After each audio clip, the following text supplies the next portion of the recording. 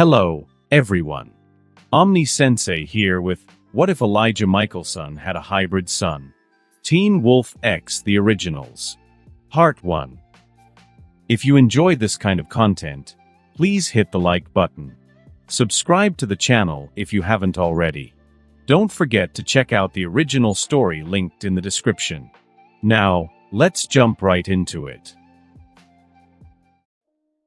Elijah Mikaelson sat at the bar, dressed in a suit and tie just like he was known for. People subconsciously avoided him. All except one. Her name was Alexandra Corvinus, Zoe Kravitz. She confidently walked toward Elijah with 2 beers in her hands. She had brown skin with long black hair, a nose ring which added to her beauty. She wore black leather pants with a white tank top. Beer. She offered with a smile on her face. Elijah was shocked seeing her face for a second. He thought she was Celeste, his former lover. I think I'll need something stronger. Elijah crossed his hands as he gazed upon Alexandra's body. Bartender, Alexandra called out, ordering stronger drinks. Elijah was truly surprised. He could tell something was off about Alexandra, but all signs pointed to her being human. Tell me, love, what's such a fine gentleman like yourself doing in a rundown bar like this? Family problems. Elijah swallowed down his cup of tequila, grimacing as he felt it go down. What about you? Same. Alexandra sipped her beer. Most of my family's gone. All I got left is my daddy, and he's too caught up in his own grief to help me deal with my own. Alexandra chugged the rest of her beer, letting out a burp. Seeing that Elijah couldn't help but smile, how about we get out of here? He stood up, offering his arm to the depressed-looking Alexandra. Thought you'd never ask. Alexandra smiled, taking his hand. That next morning Elijah awoke to a sleeping Alexandra. Her head rested on his chest. He smiled as he looked down at her. Them ending up together last night was mostly due to lust, but Elijah could feel a connection with her, seeing her as something like a kindred spirit. Though he was soon shaken from his thoughts by the sound of banging on the door. Come, brother, it's time we leave this boring town. Klaus's voice echoed from behind the door, and Elijah wasted no time. He opened the door, quickly stepping outside. Let us be on our way, brother, Elijah said with a smile. Klaus looked at him confused. Why are you so eager? Tell me, did you enjoy yourself last night? Actually, I did. Elijah's attitude continued to throw Klaus for a spin. Good, the forever noble Elijah actually enjoyed himself for once. I was honestly getting tired of your constant sulking. Alexandra awoke to herself alone. She wasn't surprised, she expected it. No matter how ignorant of the world she may have seemed last night, she was aware of it all. She knew who Elijah was just as she knew of his brother. She quickly got dressed, leaving the hotel room. As she was walking to her car, she heard the sound of a phone ringing. Just ahead of her, a payphone ringed. No one else was around. Alexandra knew it was for her. Hello, she picked up the phone. Is it done? Yes, it's done, Alexandra replied with a sad smile on her face. You've done well. Get somewhere safe. You're our only hope now. The other voice cut off once it said that. Once Alexandra reached her car, she broke down in tears. She continued to cry before finally looking in the mirror. We're doing this to get Mama back. She told herself in the mirror, all of this is for Mama. She whispered under her breath before starting the car and taking off. 3 weeks later, Alexandra could be seen driving towards a huge gate. 2 security guards stood in front of it. Welcome, Miss Alexandra. One of the guards spoke with as they opened up the gates. Alexandra pulled up to a huge mansion. Stepping out of the car, she let out a breath of air. She walked to the door, which was soon opened by a butler with gray hair. Welcome home, Miss Alexandra. The old master had truly been worried about you. Nice to see you too, Graham. Alexandra smiled. Where is he? In his study. Shall I prepare some tea? Graham offered. That won't be necessary. I'm not sure this conversation will be the most pleasant. Alexandra quickly made her way up the stairs to the study. She knocked twice and only entered when she heard. Enter.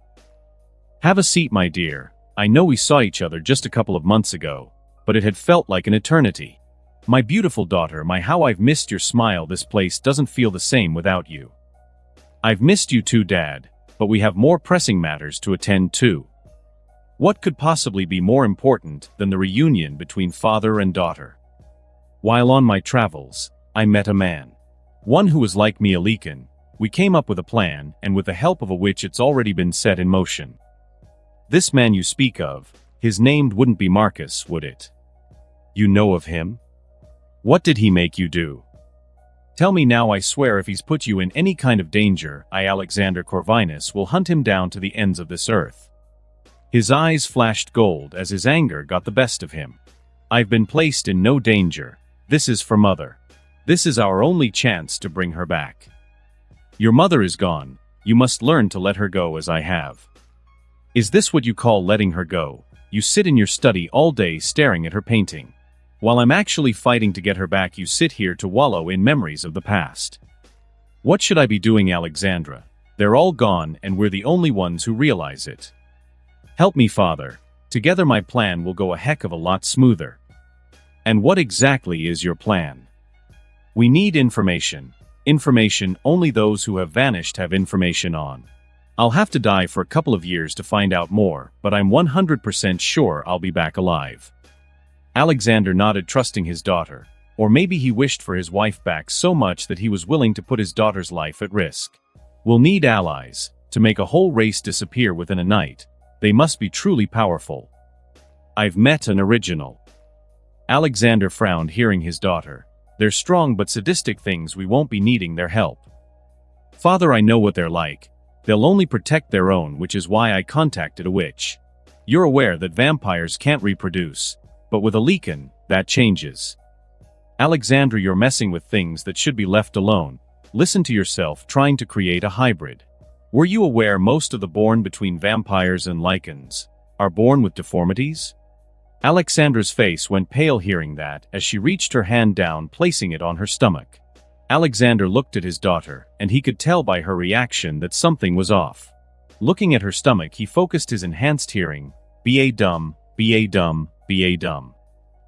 Tears soon started falling from Alexandra's face as she looked towards her father. Daddy, what have I done? Alexander pulled her into a hug, rubbing her back as he spoke soothingly. It'll be all right, darling. We'll have the best witches here by tomorrow to run all the tests and make sure my grandchild is completely safe. Alexandra nodded in her father's embrace. Though her getting pregnant was a part of a bigger scheme, there were only 2 Lycans left alive on Earth. With this baby, she had already considered she as part of her pack. The next day, just as Alexander had spoken, the best witches alive arrived.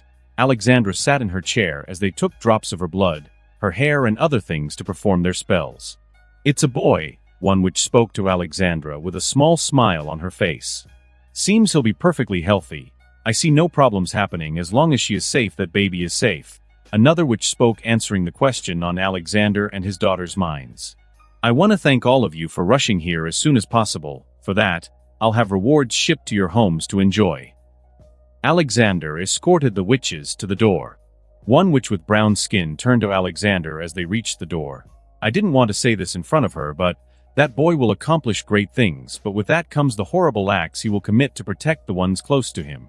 Take care, Alexander, the witch spoke before walking out the door. Alexander's facial expression didn't change one bit. His grandson could destroy the world, and he would still stand by his side. Family meant everything to an immortal like him. That was why, even against his better judgment, he allowed his daughter to meet with that idiot Marcus. He himself wasn't a Lycan, so he didn't have a pack bond with daughter, and the only one who could be Marcus. Alexander shook his head as he walked upstairs to his daughter's room. She was standing, peering out the window at the witches getting in cars and driving away. He could see the stress from yesterday had disappeared, and she seemed happy. Daddy, I'll stay here until my baby is born, and then we'll have to leave. Alexandra turned around with a sad smile on her face. Your plan, Alexander spoke. Yes, for this to work his father must learn of him. If anything goes wrong, I'll take my grandson from that family of delinquents, even if I have to destroy them myself. Alexandra smiled hearing her father speak. 6 years had passed, and as Alexandra had spoken, she left as soon as the baby was born. She smiled as she looked out the window. A light brown-skinned boy could be seen playing. She named the boy Elias, after his father Elijah, to increase their bond. The boy's long curly hair flowed down his back, and by the way he moved one would think he was an athlete. The witches were right, the boy was perfectly fine. In fact, he was more than fine, he had already been showing supernatural abilities. Those abilities no doubt came from his vampire half. He wouldn't gain his Lycan abilities until he was age 13. That was when the first transformation took place. 3 more would follow, one every 2 years. The last would signify his transformation into adulthood.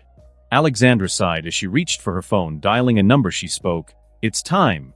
Get him to arrive exactly on time." Elsewhere, Elijah Mikaelson could be seen looking for information on his lost siblings.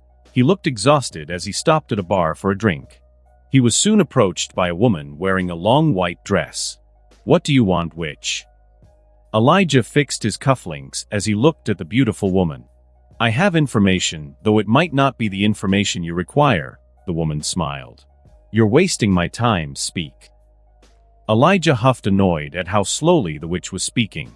"I don't think so, pretty boy. You're gonna have to at least buy me a drink."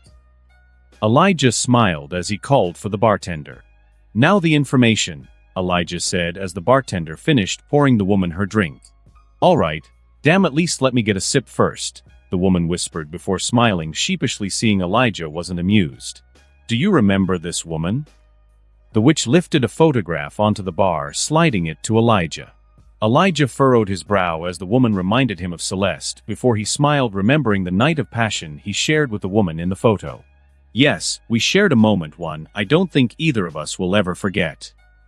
Elijah grinned. "Well, that moment led to the both of you sharing something immense. You see, before meeting you, she had me perform a spell on her, making sure the next man that she slept with would end up impregnating her. And if I've heard correctly, you happen to be that person." The witch smiled mysteriously as she looked at the frowning Elijah.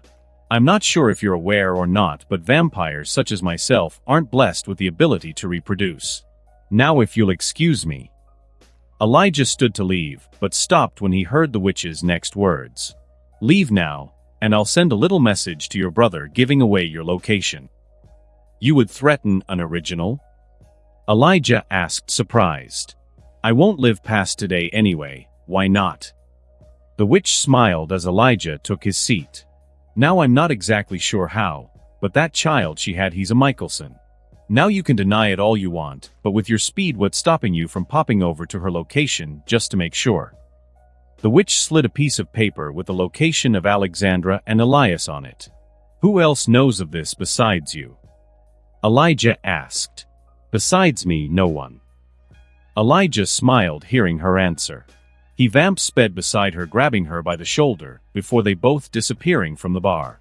Appearing outside, Elijah held her against the wall. "I do apologize for my bad manners, but if what you're saying is the truth, I can't allow my brother to get a hold of this information." Elijah bit into her neck, draining her of her blood as quickly as he could before he disappeared again, running towards the location given to him by the witch. Soon a man appeared next to the dead body. Seeing the work of Elijah, he smiled before leaning down, inspecting the body. "What are you up to, brother?" The man smiled before disappearing, following after Elijah. Back with Alexandra, she could be seen watching the young Elias play with a ball. She furrowed her eyebrows as the ball rolled away from Elias. Elias didn't think twice when he saw the ball roll away. He immediately chased after it. Alexandra, seeing that, walked out of the house to get a better view of her son, who had escaped her view from the window. Alexandra watched as her son grabbed the ball and started to make his way back. Seeing that he was all right, she turned around, and that was when she saw him. A tall man around 6'2" stood there. He looked desperate. Alexandra, hearing Elias behind her, she turned to him, smiling. "Stay right there, Eli," she smiled at him, reassuring him as she saw the frown on his face. Eli looked from his smiling mother to the man standing across from her. Just looking at him, Elias didn't like the man. The man stared at Alexandra, shaking as his eyes glowed gold. He charged towards Alexandra. Canines elongated from his mouth and his nails grew sharp. Tears fell from Alexandra's eyes, knowing Elias was right behind her. She didn't want him to witness her death, but there was no going back now. The man swiped his claws towards her neck as blood soaked his claws. Staring into Alexandra's eyes, the man felt pain. "Mama!" Elias charged forward, seeing the man attack his mother. His instincts took over as he leaped towards the man. Canines and claws extended, he latched onto the man's chest. A hint of blue could be seen in his eyes, radiating coldness. Raising his head, he bit into the right side of the man's neck, completely destroying his carotid arteries. Elias pulled back his jaw, blood filled his mouth as he spits out the man's flesh. Eli dashed towards his mother, seeing her body. He leaned down to her side, hugging her as tears fell from his eyes. Elijah soon arrived, surprised by the smell of blood. He quickly walked closer to the smell. He found a boy hugging the woman he was shown in the picture earlier. Another body wasn't too far away. Elijah could tell by the wound whoever had done it was inexperienced, and judging by the dry blood he could see on the small boy's mouth, he was sure it was his handiwork. Before Elijah could approach the boy, he could hear someone arriving in fast. Soon Niklaus stopped arriving next to Elijah. He smirked, seeing the boy. Seems he may just be a Mikaelson after all. Niklaus looked towards his brother with a sad smile. Seems he may just be a Mikaelson after all. Niklaus looked towards his brother with a sad smile. Elijah ignored his brother. Even though he was surprised to see him, he was more worried about the boy in front of him. Survey the area, brother. Elijah turned to Niklaus with a tone that left no room for discussion. Fine, I guess I'll give you the position of leader for this one. Niklaus Vamp sped away, looking around the area for others. He soon returned, finding no one. It's clear. Elijah nodded as he returned his attention to the crying boy holding the body of his mother in his arms. Elijah slowly started stepping towards the boy, but stopped when the boy turned his cold blue eyes towards Elijah, his fangs extended threateningly. Elijah focused his senses on the boy, and he could hear the irregular heartbeat. Niklaus was aware that vampires feel emotions on a much larger scale than humans, so as he looked at his nephew, he oddly felt sympathy. He looked at Elijah, whose facial expression remained calculative, but Niklaus could tell his emotions were fighting to reach the surface. Elijah dashed towards the boy full speed, ignoring the boy's cold eyes. He pulled him away from his mother into his chest. The boy thrashed, screaming as his claws dug into Elijah's skin, his fangs full, elongated, ripping flesh from Elijah's body. Niklaus smirked as he watched his brother withstand the attacks of his nephew. Before long, the boy passed out from exhaustion. Seeing the death of his mother and killing the man who did it minutes later had left him drained mentally. The physical exhaustion came from thrashing around in Elijah's arms.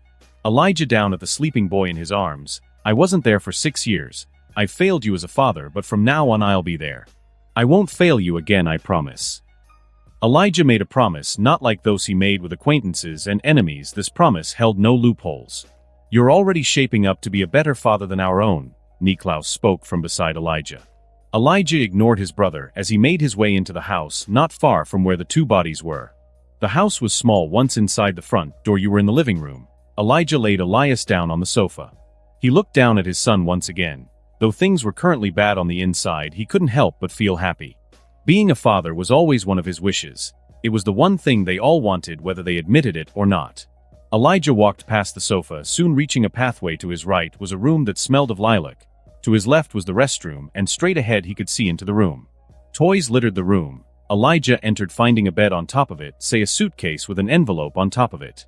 Elijah stepped forward, picking up the envelope. Creak. Turning his attention to the doorway, he found Niklaus leaning against the wall.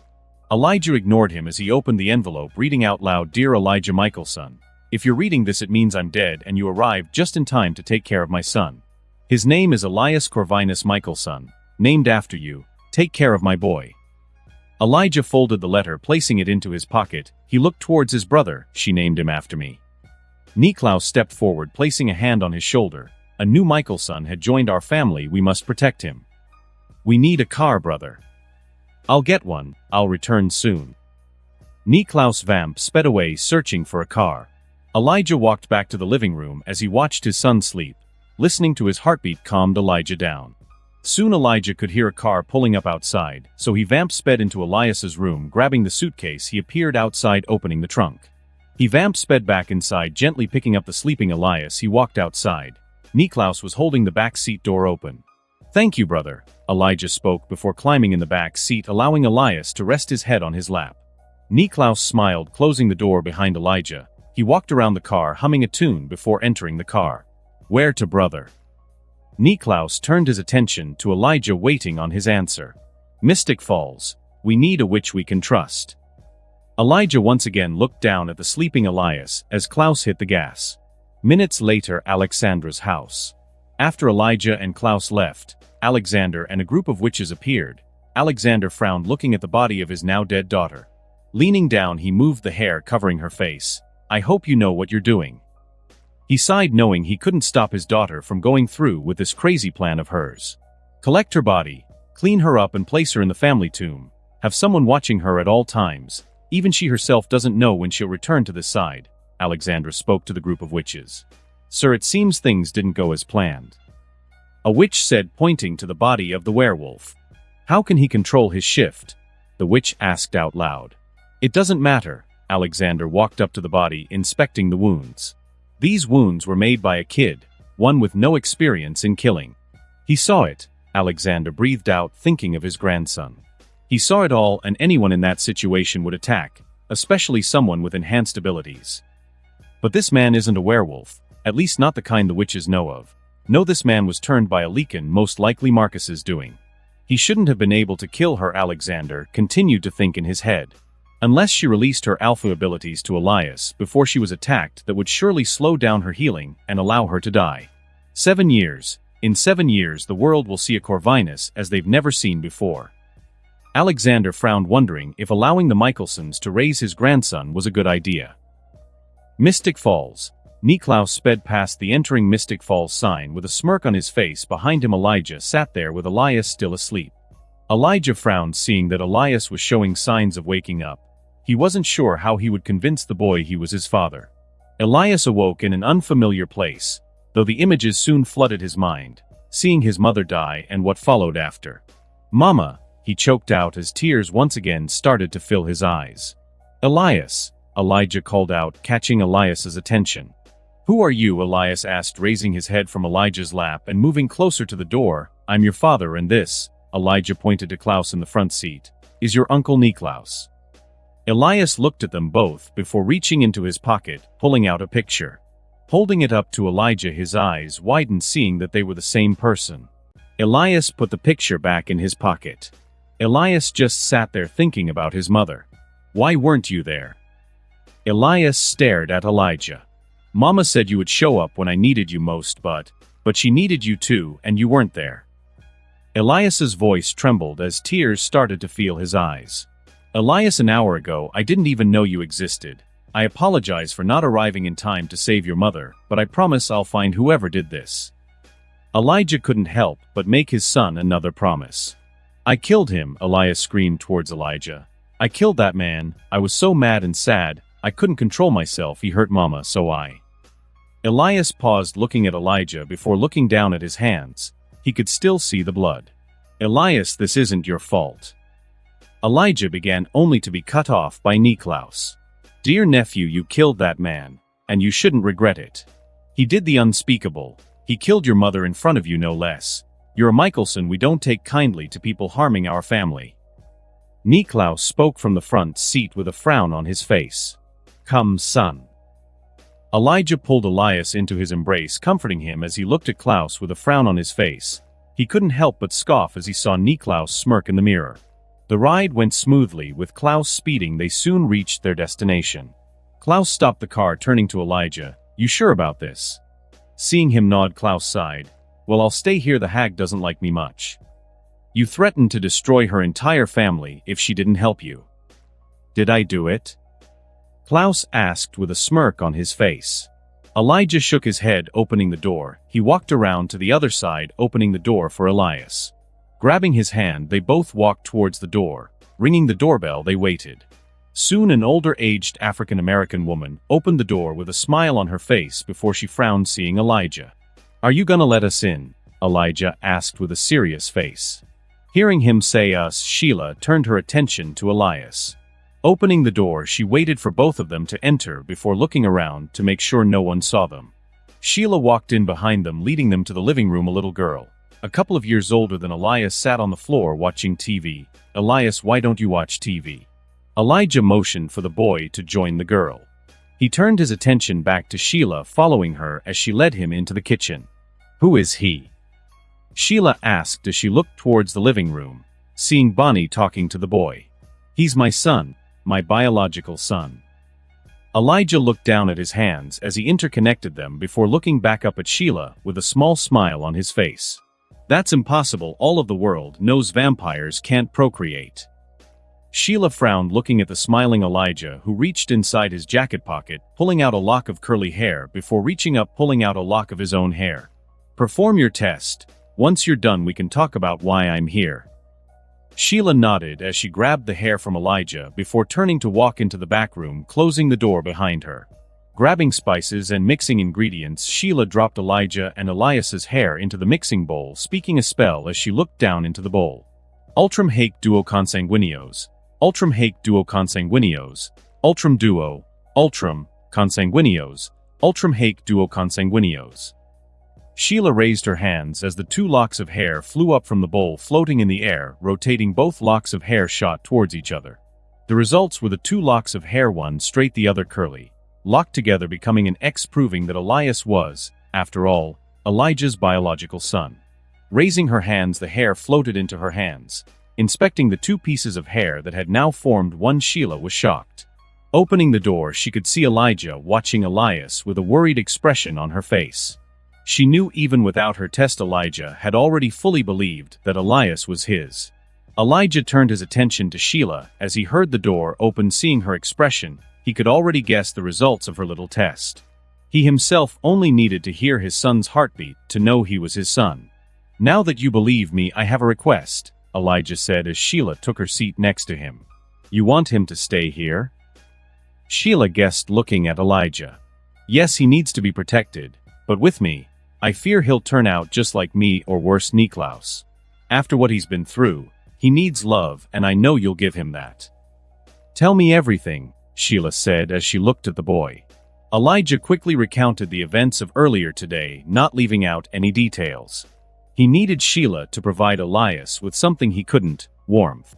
6 years later, a 12-year-old boy with long curly hair could be seen packing a suitcase.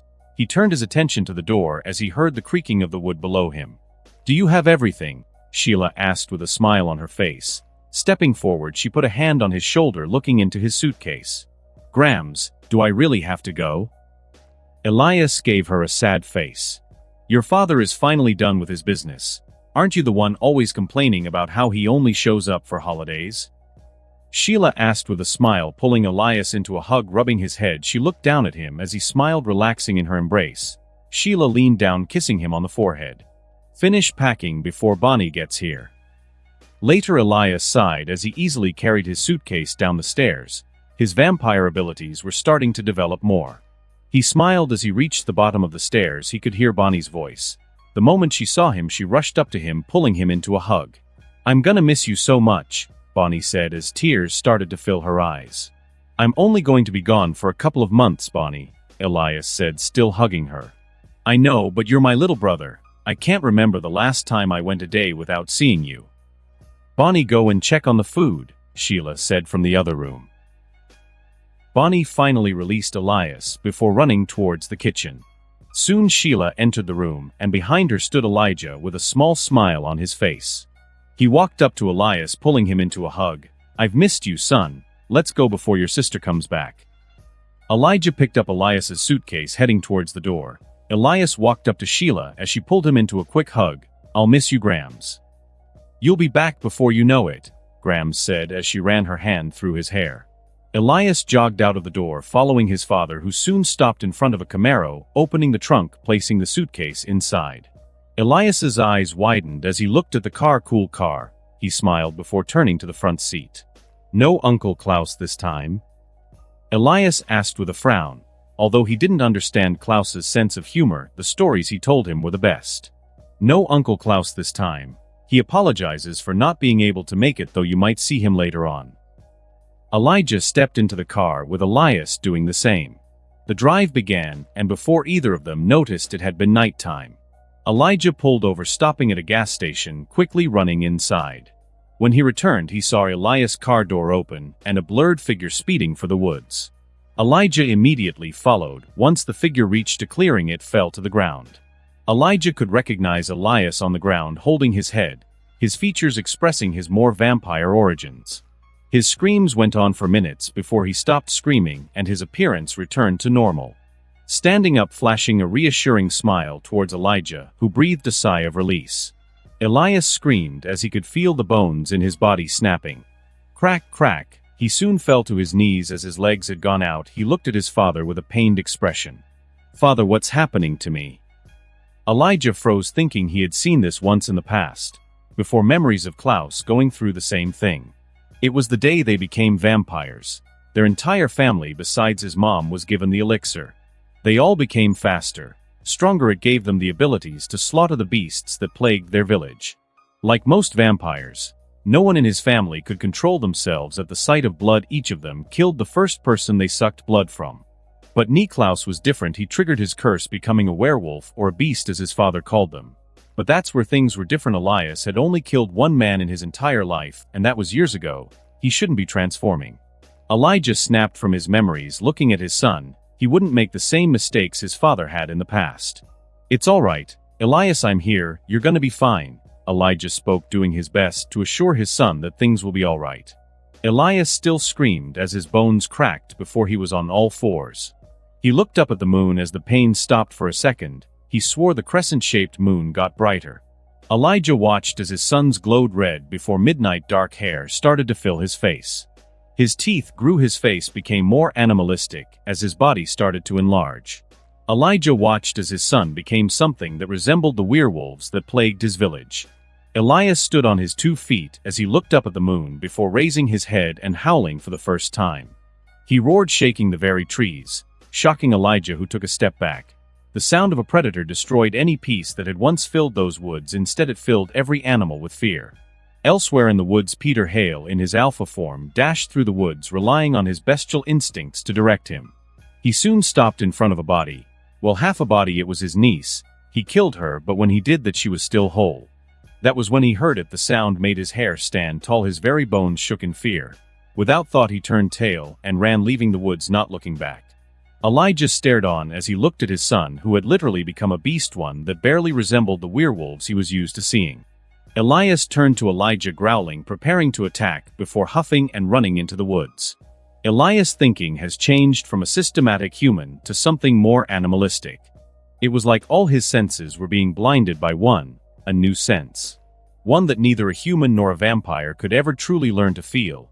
It was a sixth sense, one that could influence his very survival. That sixth sense screamed one thing: pack, pack, pack. Elias was overwhelmed by the thought, and trying to ignore it only made the pain worse. Like someone was sticking a needle into your arm, only that small pain was multiplied by hundreds. Roar! Elias roared to the moon as he felt that horrible pain. Not wanting to experience it again, he followed his instincts and ran. Running in his new form felt natural. It was as if he had found who he truly was all along. He ignored everything in his path until he heard it, the sound of footsteps out. Couldn't be more than 2 people. One slipped down a hill. His heart was beating fast. The other was frozen in fear. Elias charged for the one down the hill. Making a lot of noise, he alerted the boy. The look of fear in his eyes only made Elias' red eyes shine brighter as he pushed the boy, quickly biting him in the side. Examining the bite, he inwardly nodded before hearing footsteps. The other boy charged at him with a stick, wanting to protect his friend. Elias growled lowly before swiping at the boy. Seeing him land, he quickly bit him in the arm. Turning his attention to the other boy, he shook his head, realizing he could think rationally now. He ran away back through the woods, doing house best to return to his father. Halfway through, he could feel it, the calmness of the woods. He soon realized how peaceful the woods truly were. Slowing down, he didn't even notice. With every step he took, he was losing the features of a wolf, returning to him human self. Elias transformed into a werewolf at the age of 13, and for the most part he looked that age, but after the transformation things were different. In his place stood a 17-year-old with the body of an athlete. Not only did the transformation age him, it gave him the most optimal body and appearance. Elias kneeled, breathing in and out, falling to a prone position. Sleep overtook him. 15 minutes earlier, Styles, maybe the severe asthmatic, should be holding the flashlight. Maybe the severe asthmatic should have the flashlight? Scott coughed. Styles halted in his place, turning around, handing the flashlight to Scott. "Fine, here you go." "Styles," Scott said as he pointed his head out into the distance. They looked over to see a bunch of lights moving about. It was Styles's father and his search party. No doubt looking for the same thing. They were considering the fact that Styles got the news from his father's radio. "It's them," he said before Styles immediately took off for them. "Wait," Scott whispered before he turned off the flashlight so that it wouldn't be seen. He reached in his pocket for another whiff from his inhaler before he pocketed it and went to follow after his friend. He soon reached Stiles hiding behind a tree. Stiles turned to raise his finger to his lips, signaling for Scott to be quiet. They both listened to the voices of Stiles's father and his deputies. It didn't sound like they found anything yet. He was about to suggest to Scott that they should continue their search elsewhere when he heard the dogs getting closer. The flashlights shined in their direction, and Stiles motioned for Scott to get away. They would find them soon. Scott turned away slowly and quietly moved back, distancing himself from the police and their search. "Hey, I think I heard movement over there," one of the deputies said. "Check it out," he heard his father said. Stiles was sure he would be caught. The dogs started to lead officers close to where Stiles had been, and their flashlights were flashing around the area, making Stiles duck behind a tree so that he wouldn't be spotted. The police were getting closer and closer before they stopped hearing a voice from another direction. Stiles breathed a sigh of relief when he heard them stop. They were moments away from finding him. Stiles could hear the sounds of the dogs disappearing in the distance. When he settled his breathing, he stood up as he remembered Scoot. He reached in his pocket, pulling out his cell phone. He had already given Scott his flashlight. His cell phone did little to light the path using his memory. He walked in the direction Scott headed in. It didn't take him long to find him hiding behind a tree, using his inhaler to catch his breath. They headed in another direction. "Let's go, for once you were right, this wasn't a good idea." Stiles helped Scott to his feet before heading back in the direction of his car. Soon they both heard it. The sound of a beast shook the woods, freezing Stiles in his place. Scott shook in fear. Backing up, he fell down a small cliff that he couldn't see in the dark rolling down the hill. Scott slowly got to his feet, looking around for his inhaler. During the fall, he lost his inhaler. Turning around, he flashed the flashlight. It was creepy being alone in the woods at night, and the flashlight did little to appease his already growing fear. He was in a bit of a daze from the fall, not hearing the sound of animals running. He turned the flashlight just in time to see a bunch of deer charge past him. He jumped back, losing his grip on the flashlight after the deer was gone. He could still see the light, and he lifted to come face to face with a pair of lifeless eyes. "Whoa!" he gasped to himself as he quickly got to his feet. He found the body. The woman was young, just like Stiles had said, and unfortunately, cut in half. Okay, he'd seen enough. He just wanted to find Stiles and get the hell out here. Scott then heard some twigs snap, and he looked off into the darkness up ahead to see two glowing red eyes staring at him. Eyes that were approaching him. He tried to get away but was hit with something big and heavy, and the next thing he knew, he felt a sharp pain at his side. Once the howl or the roar stopped, Stiles finally regained the will to move his body. He turned to see Scott was no longer behind him. Quickly looking down the hill, he was sure Scott failed down. Stiles quickly made his way down the hill. He soon found Scott being towered over by something big. Stiles didn't spare a moment to think as he raised the branch he had like a bat and swung. He hit it across the back where it let out a low growl. Stiles saw a flash of red glowing before it swiped at him, knocking him down and made his face hit into the soggy ground. He barely lifted his head up before he felt a searing and burning pain on his arm. Stiles screamed as he was lifted up and thrown to the side. Scott got up in time to see the beast's red eyes staring back at him before it jumped out into the dark.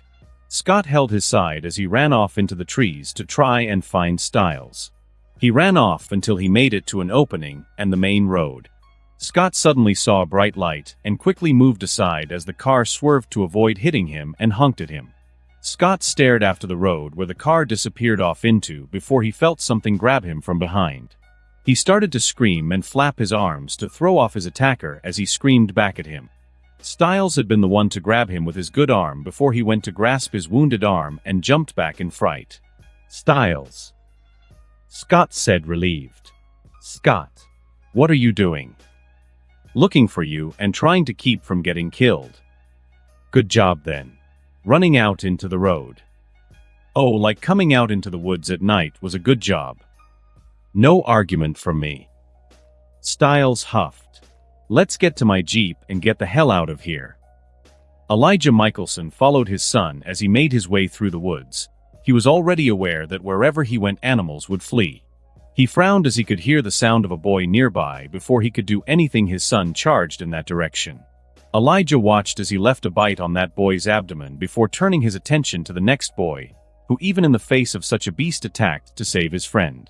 Elias bit that boy as well, and Elijah could only wonder why.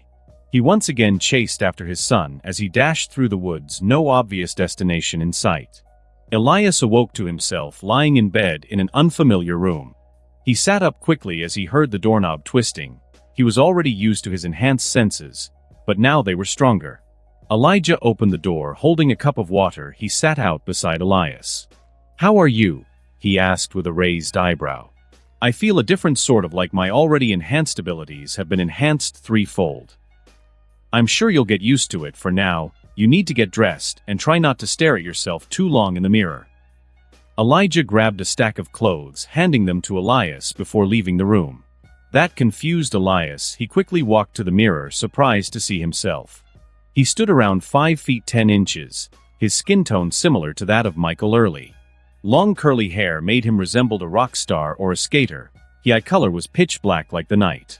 He looked the same if you didn't pay attention to the fact that yesterday he looked 12, and now he looked 17.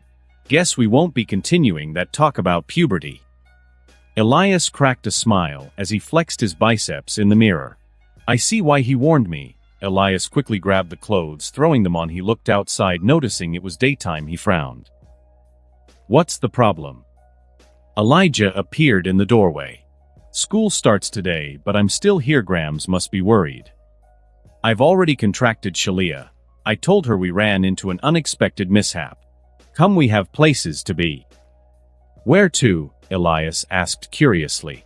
"To meet an old friend," Elijah said mysteriously, throwing his jacket over his shoulder.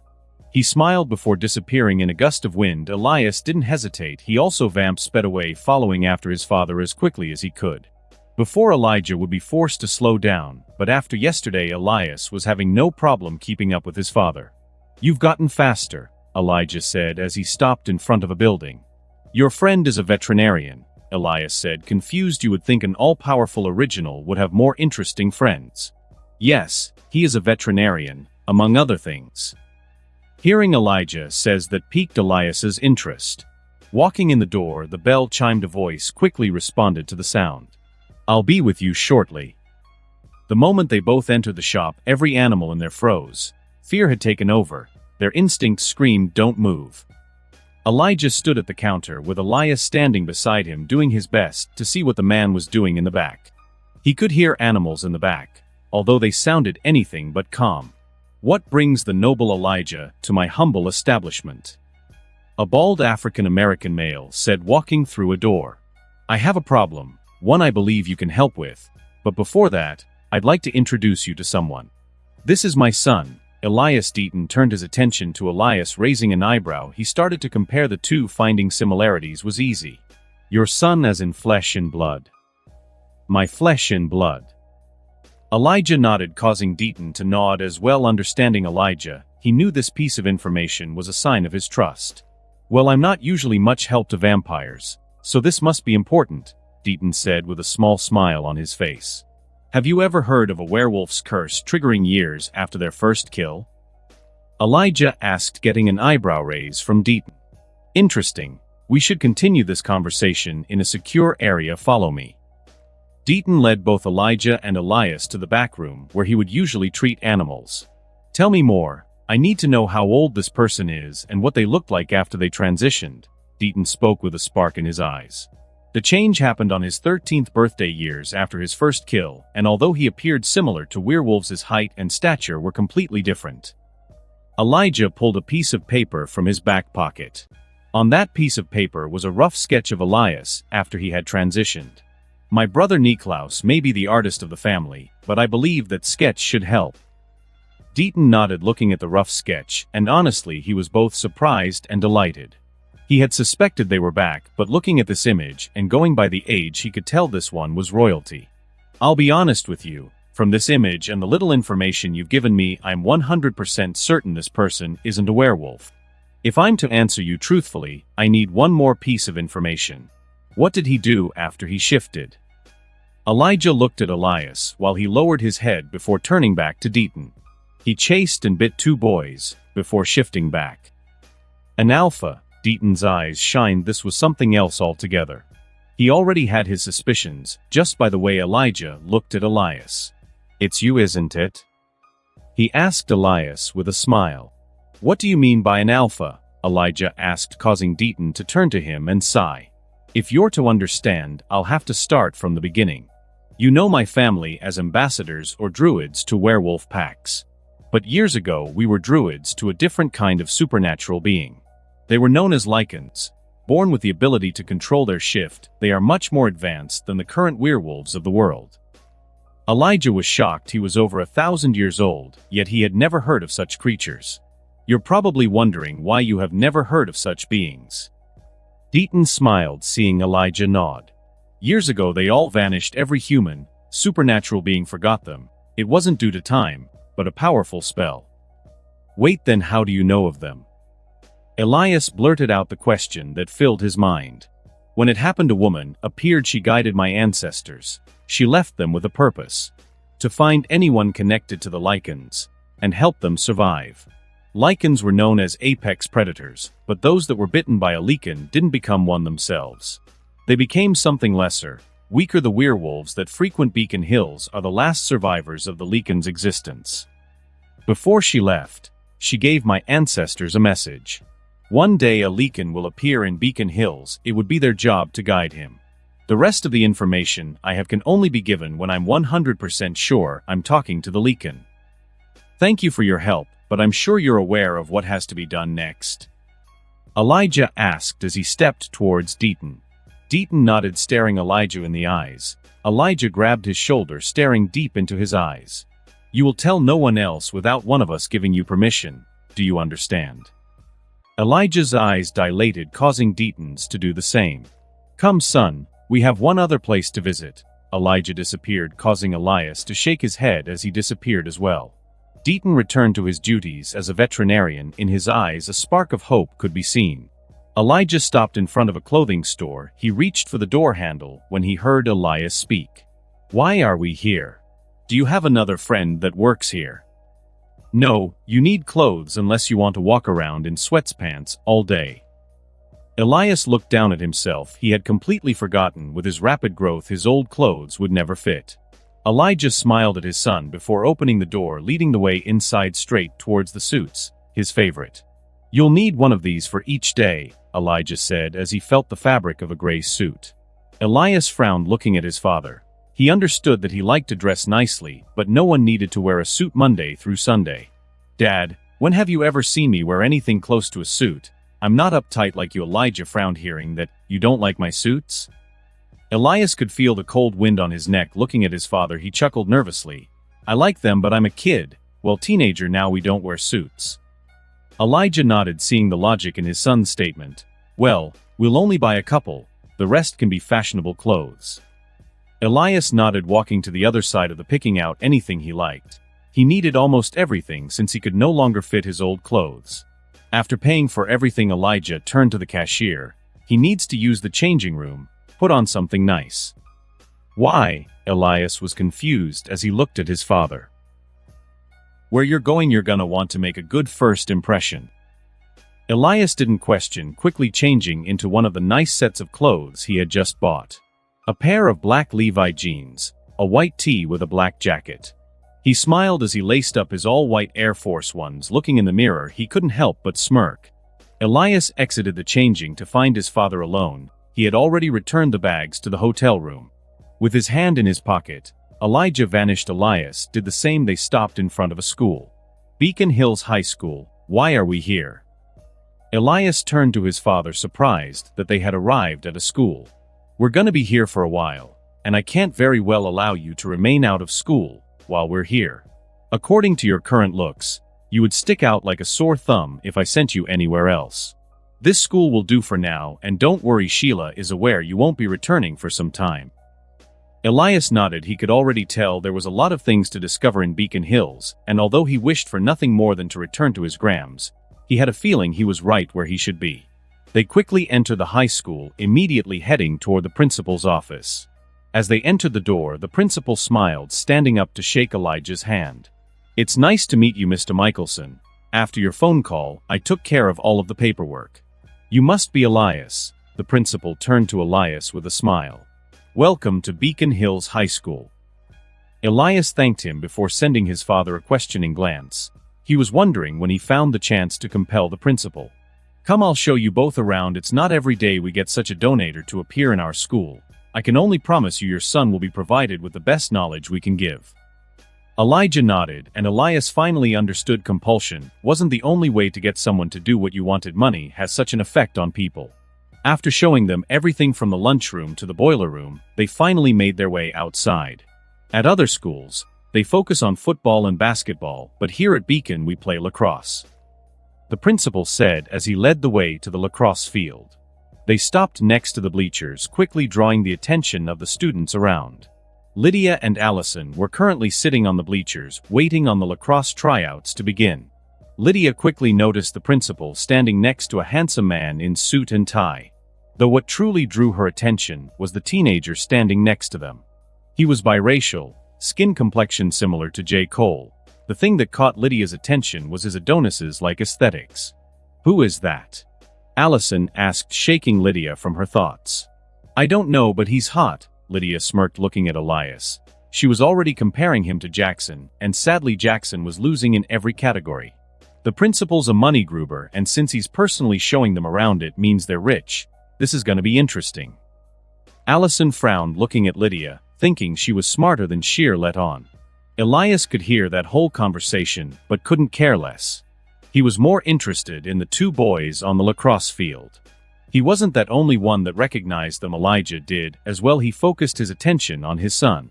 Eyeing Scott and Styles, Elias's heart started to beat faster. He felt the need to confront them. They both quickly turned to Elias. They could feel something, like he was different. How different they couldn't tell. It didn't take long for tryouts. To begin with, Scott as goalie and Styles on the sidelines. A whistle blew while the regular humans and Elijah were fine. Both Scott and Styles cringed while Elias frowned. Newly turned werewolves struggled with their enhanced senses. But Elijah's senses were like a speaker turned all the way up with no way to turn it off. Styles was on the bench when he held his ears, but Scott was at the goal, and the moment he was distracted, a ball struck his face mask. He fell on his back to the laughter of everyone. What was that, McCall again? Coach, although internally he was laughing like a schoolgirl. His team needed confidence, and Scott was the perfect target practice. Styles grit his teeth as the sound of laughter. Elias stood next to his father as his breathing grew heavy. His inner wolf was the crowd's laughter was directed towards Scott, yet he felt as if it was him they were disrespecting. In that moment, taking the lives of everyone who laughed felt so easy, like they didn't matter. His honor did. He froze when he felt a hand on his shoulder.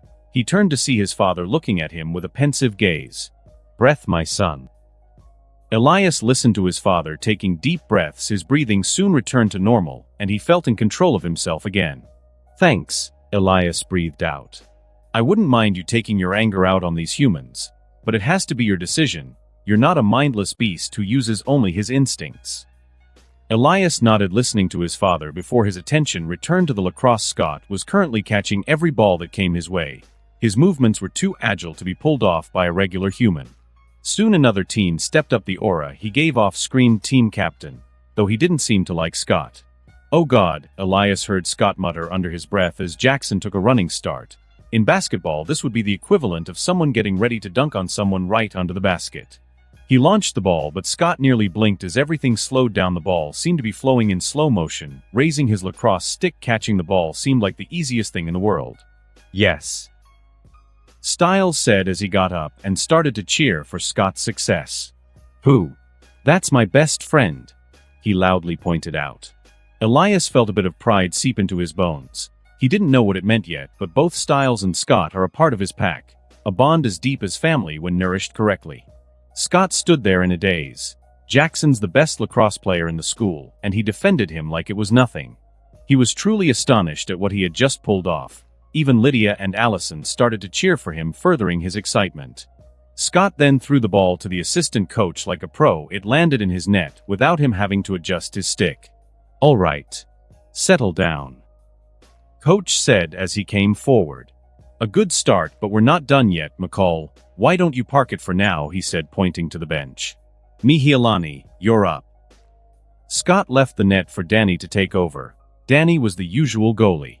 Scott walked towards the benches, removing his helmet. He quickly raised his hand, receiving a high five from Styles. That was awesome. Styles praised. Thanks. Scott breathed out. Next line. Coach yelled. Move your asses. I'm up, Styles said. Good luck, man. Scott breathed out as he took his seat, letting the euphoria from being out there start to ebb away. He felt eyes watching him and looked over to Allison, and saw that she immediately looked away. He wanted to smirk, but he felt she wasn't the only one keeping an eye on him. He turned towards the principal. Standing next to him was a kid of mixed race with long curly hair. Their eyes met, and Scott felt something like kinship. A staring contest commenced, and it wasn't long before Scott was forced to look away. Elias flashed a smile towards Scott before turning to look at Styles, the other teen he had bitten. Styles was completely unaware of what was going on the sidelines. He knew the real reason coach had put Scott as the goalie. He wanted the guys to have a bit of confidence, and the best way to do that was to score a couple of goals. Seeing that Scott was defending even the best players, he figured it was best he let Danny take over. At least the guys wouldn't feel resentment for being shut out by a total loser. One by one, his fellow second and third stringers shot the ball for the goal, but Danny stopped each and every one of them. Everyone cheered as he did.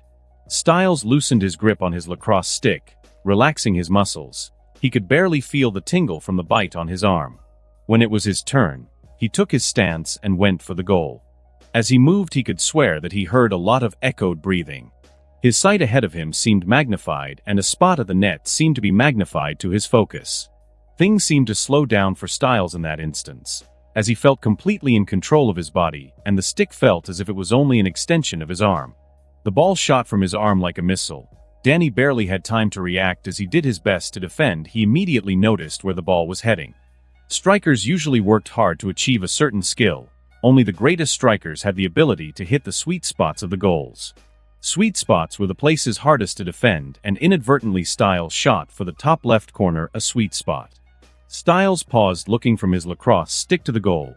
Danny sighed before looking to Styles and flashing him a friendly smile. Styles focused on the ball, seeing that he wasn't imagining it, and the ball had actually entered the net.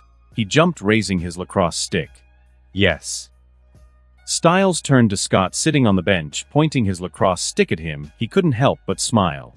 Scott stood from the bench clapping. Yeah. Styles, who?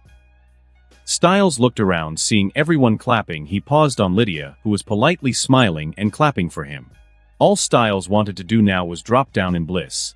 He could die right now and be happy. Maybe now Lydia would notice him. Styles's gaze shifted quickly as his eyes stopped on the man wearing a suit standing next to the principal.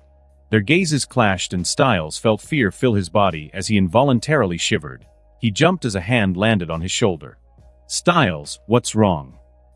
Scott was surprised seeing Styles scare so easily. Nothing, Styles said as he looked at the receding back of the scariest man he had ever seen in his life. They have potential, Elijah said to Elias as he looked from Scott to Styles. They had both only been bitten last night, and yet they were already coming into their supernatural gifts. Elijah paused as he locked gazes with Styles. It didn't take long for Styles to visibly shiver and look away. Let's go, Elias. I may have forgotten to show you one last place. Elias nodded, turning to follow his father. He had a feeling he would create amazing memories at this school. Thank you for showing us around. Elias will be here tomorrow. I hope the school takes care of him. You have my word. The principal said seriously. Not only did he need the money, so did the school. Elias followed his father until no one was around to see them. They disappeared, vamp speeding away. They stopped in front of a huge house. Some would say it was a mansion. An arrow blue Porsche 918 sat in the long driveway, and Elias was immediately mesmerized by it and the house. Whichever friend this is has to be rich, Elias said, looking to his father, who only smiled. This isn't one of my friend's houses. Elias, it's ours. Elijah pulled out a pair of keys. One led to the house, the other to the car. The car's yours. I can't have you vamp speeding around town. People will get suspicious. But I don't know how to drive, Elias said, reaching for the key anyways. Well, you have all day to learn. Before you do, let's get everything inside settled. Elias entered the house. It was just as beautiful on the inside. He grew up in a small house with his sister and his grams. They didn't struggle, but they were in no way rich. Seeing huge houses and expensive cars would amaze anyone. Looking around, he noticed there were bags of food, including bags of blood. He was a hybrid, but even before he knew that he ate regular food to survive. Human blood to him was like a dessert, only one most people should never try. He usually stayed away from it, but he knew it could come in handy, especially in a sticky situation. Besides the food, there were his clothes they had recently bought. He looked around the already furnished house. Pictures hung on the wall of him. In one picture he sat next to Bonnie. Behind him stood 3 adults. In the middle to Shalia Bennett his grams. On the right stood his father, and on the left stood Mikaelson himself. He remembered that day vividly. It was his birthday, and his grams and Uncle Niklaus put aside their differences for a day. It had become a tradition to meet up on his birthday. Yesterday was the first time since it had begun that they didn't meet up. Apparently, his father and his uncle were currently angry at each other. Elias wasn't privy to the reason why. "We'll clean up in here before I teach you to drive." Elias smiled hearing that before he disappeared in a gust of wind. The bags of food vanished first, magically appearing in the refrigerator and cupboards. Next were hired clothes, which he quickly hung in a random room's closet. Last was the blood bags, which has to be stored in the basement, placed neatly in freezers separated by type. He soon appeared in front of his father, holding the key to the Porsche in his hand. The rest of the day was father-son bonding time. Elijah was a great teacher.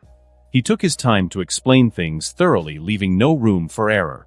He listened to Elias's questions, answering the best he could, and by the time nighttime came, Elias seemed perfectly capable of handling himself out on the road. After eating pizza and doing a little exploring, Elias decided to head off for bed. "Night, Dad," Elias said, heading up the stairs. "Sleep well, son." Elijah waited for a little, listening for Elias's breathing. Once he was sure he was sleeping, he sped away. He stopped in front of a black SUV just outside the woods. Entering the vehicle, he was greeted by a middle-aged man wearing a black trench coat. "It's nice to see you again, old friend. It's just too bad this isn't a social call." The man spoke with a smile. "What I need from you is simple. Keep a leash on your hunters. If I have to do it myself, let's just say I don't know how many I'll be able to leave alive. We don't interfere in vampire business. Why are you interfering in ours?" "Because my son's starting school in this town, and I'd like it if I didn't have to destroy a family of renowned hunters to send a message." "Your son?" Chris paused, letting that piece of information sink into his mind. "I'll keep them in line, but I'll need a favor." Elijah nodded. He saw no reason to deny Chris as a friend. He at least owed him that. The next morning, Elias arrived at school, parking his car in the first open spot he could find. Through the window, he could see people starting at the car, though 2 people looked more annoyed than anything. Scott and Stiles assumed the person driving the car was Jackson, and boy did they hate Jackson. Elias stepped out of the car, ignoring the looks of surprise on some people's faces. Heading inside, Elias didn't get far before he heard a voice, "Mr. Mikaelson." Elias turned around to see the principal smiling, beckoning for him to confer closer. "Let me introduce you one of Beacon Hill's finest, Lydia Martin." Elias turned to see a cherry blonde bombshell with her hand extended. "Elias Mikaelson, nice to meet you." Elias shook her hand politely before letting go. "Come along, since our schedules are mostly the same. I was begged to show you from class to class." Lydia immediately started walking. Elias smiled before following. "Listen closely. Your family may be rich, but unless you want to buy your friends, you're gonna want to follow my advice. First of all, stay away from the geeks. Those aren't the smart people. Smart people know how to adapt to the social hierarchy of high school.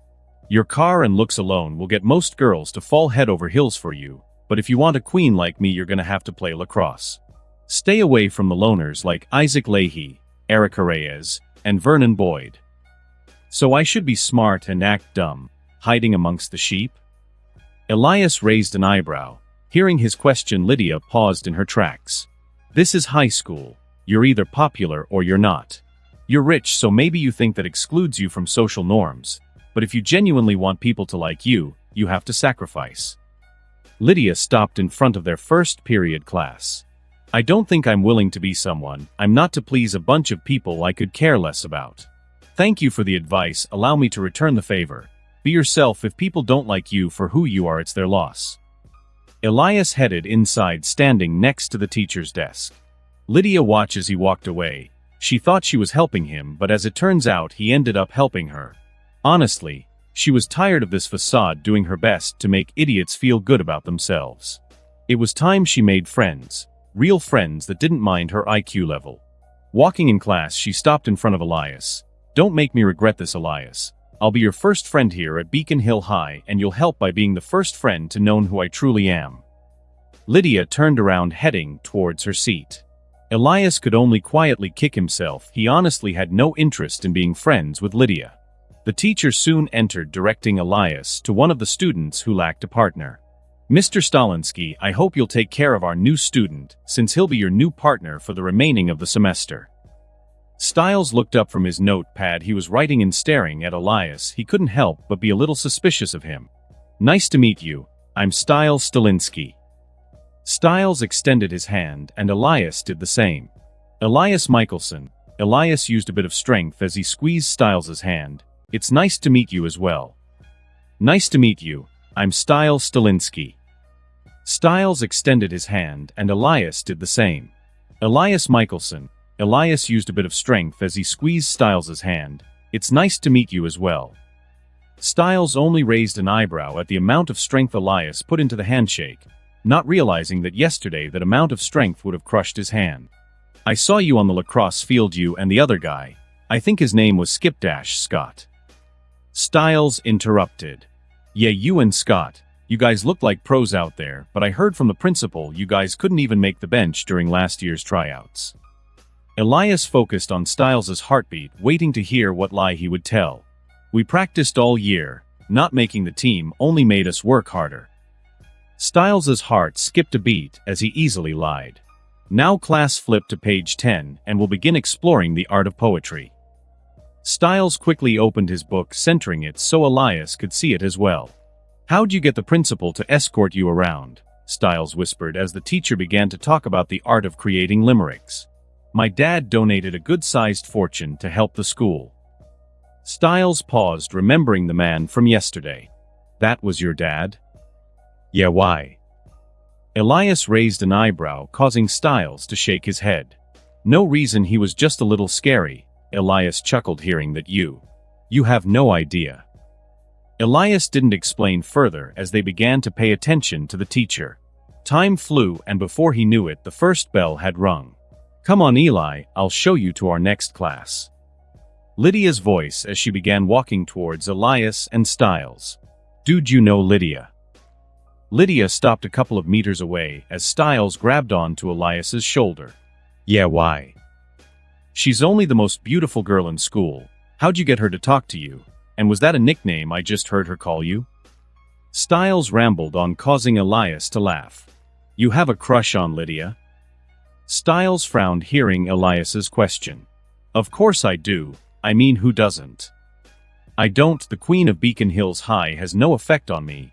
She's even forcing me to bed friends with her." Lydia cleared her throat, causing both Elias and Stiles to turn and look at her. She tapped her wrist twice, pointing towards her imaginary wristwatch. "Can you introduce me? Please, I just want her to respond when I say hi." Stiles joined his hands together in a prayer-like pose. He begged. "Please see." Later, Stiles. Elias threw his book bag over his shoulder, walking towards Lydia. "Took you long enough. Now I only have 3 minutes to greet the masses." Stiles watched from afar as Lydia pouted. "Greet the masses?" Elias questioned from beside Lydia. "Fine, I'll just say hi to Allison, and Jackson. Keep up, I still need to check my makeup." Lydia walked towards her locker, where Allison stood waiting. "Lydia, what took you so long?" "Sorry, Allison. I had to wait for the new guy." "Allison, this is Elias. He was at the lacrosse practice yesterday." "Elias, this is Allison, my new best friend." Lydia motioned to open her locker, leaving Elias and Allison to themselves. "It's nice to meet you, Allison. I heard from Lydia you just started yesterday." "It's nice to meet you as well, and yeah, my family recently moved to Beacon Hills. It sucks leaving all my friends behind again." "Yeah, I know what you mean. I had to leave my grandmother and sister." Well, at least I have Lydia. She accepted me immediately. Yesterday was by far the best first day of school I've ever had. Lydia closed her locker. Looking at Allison, she smiled. It wasn't hard to accept you. We have so many things in common.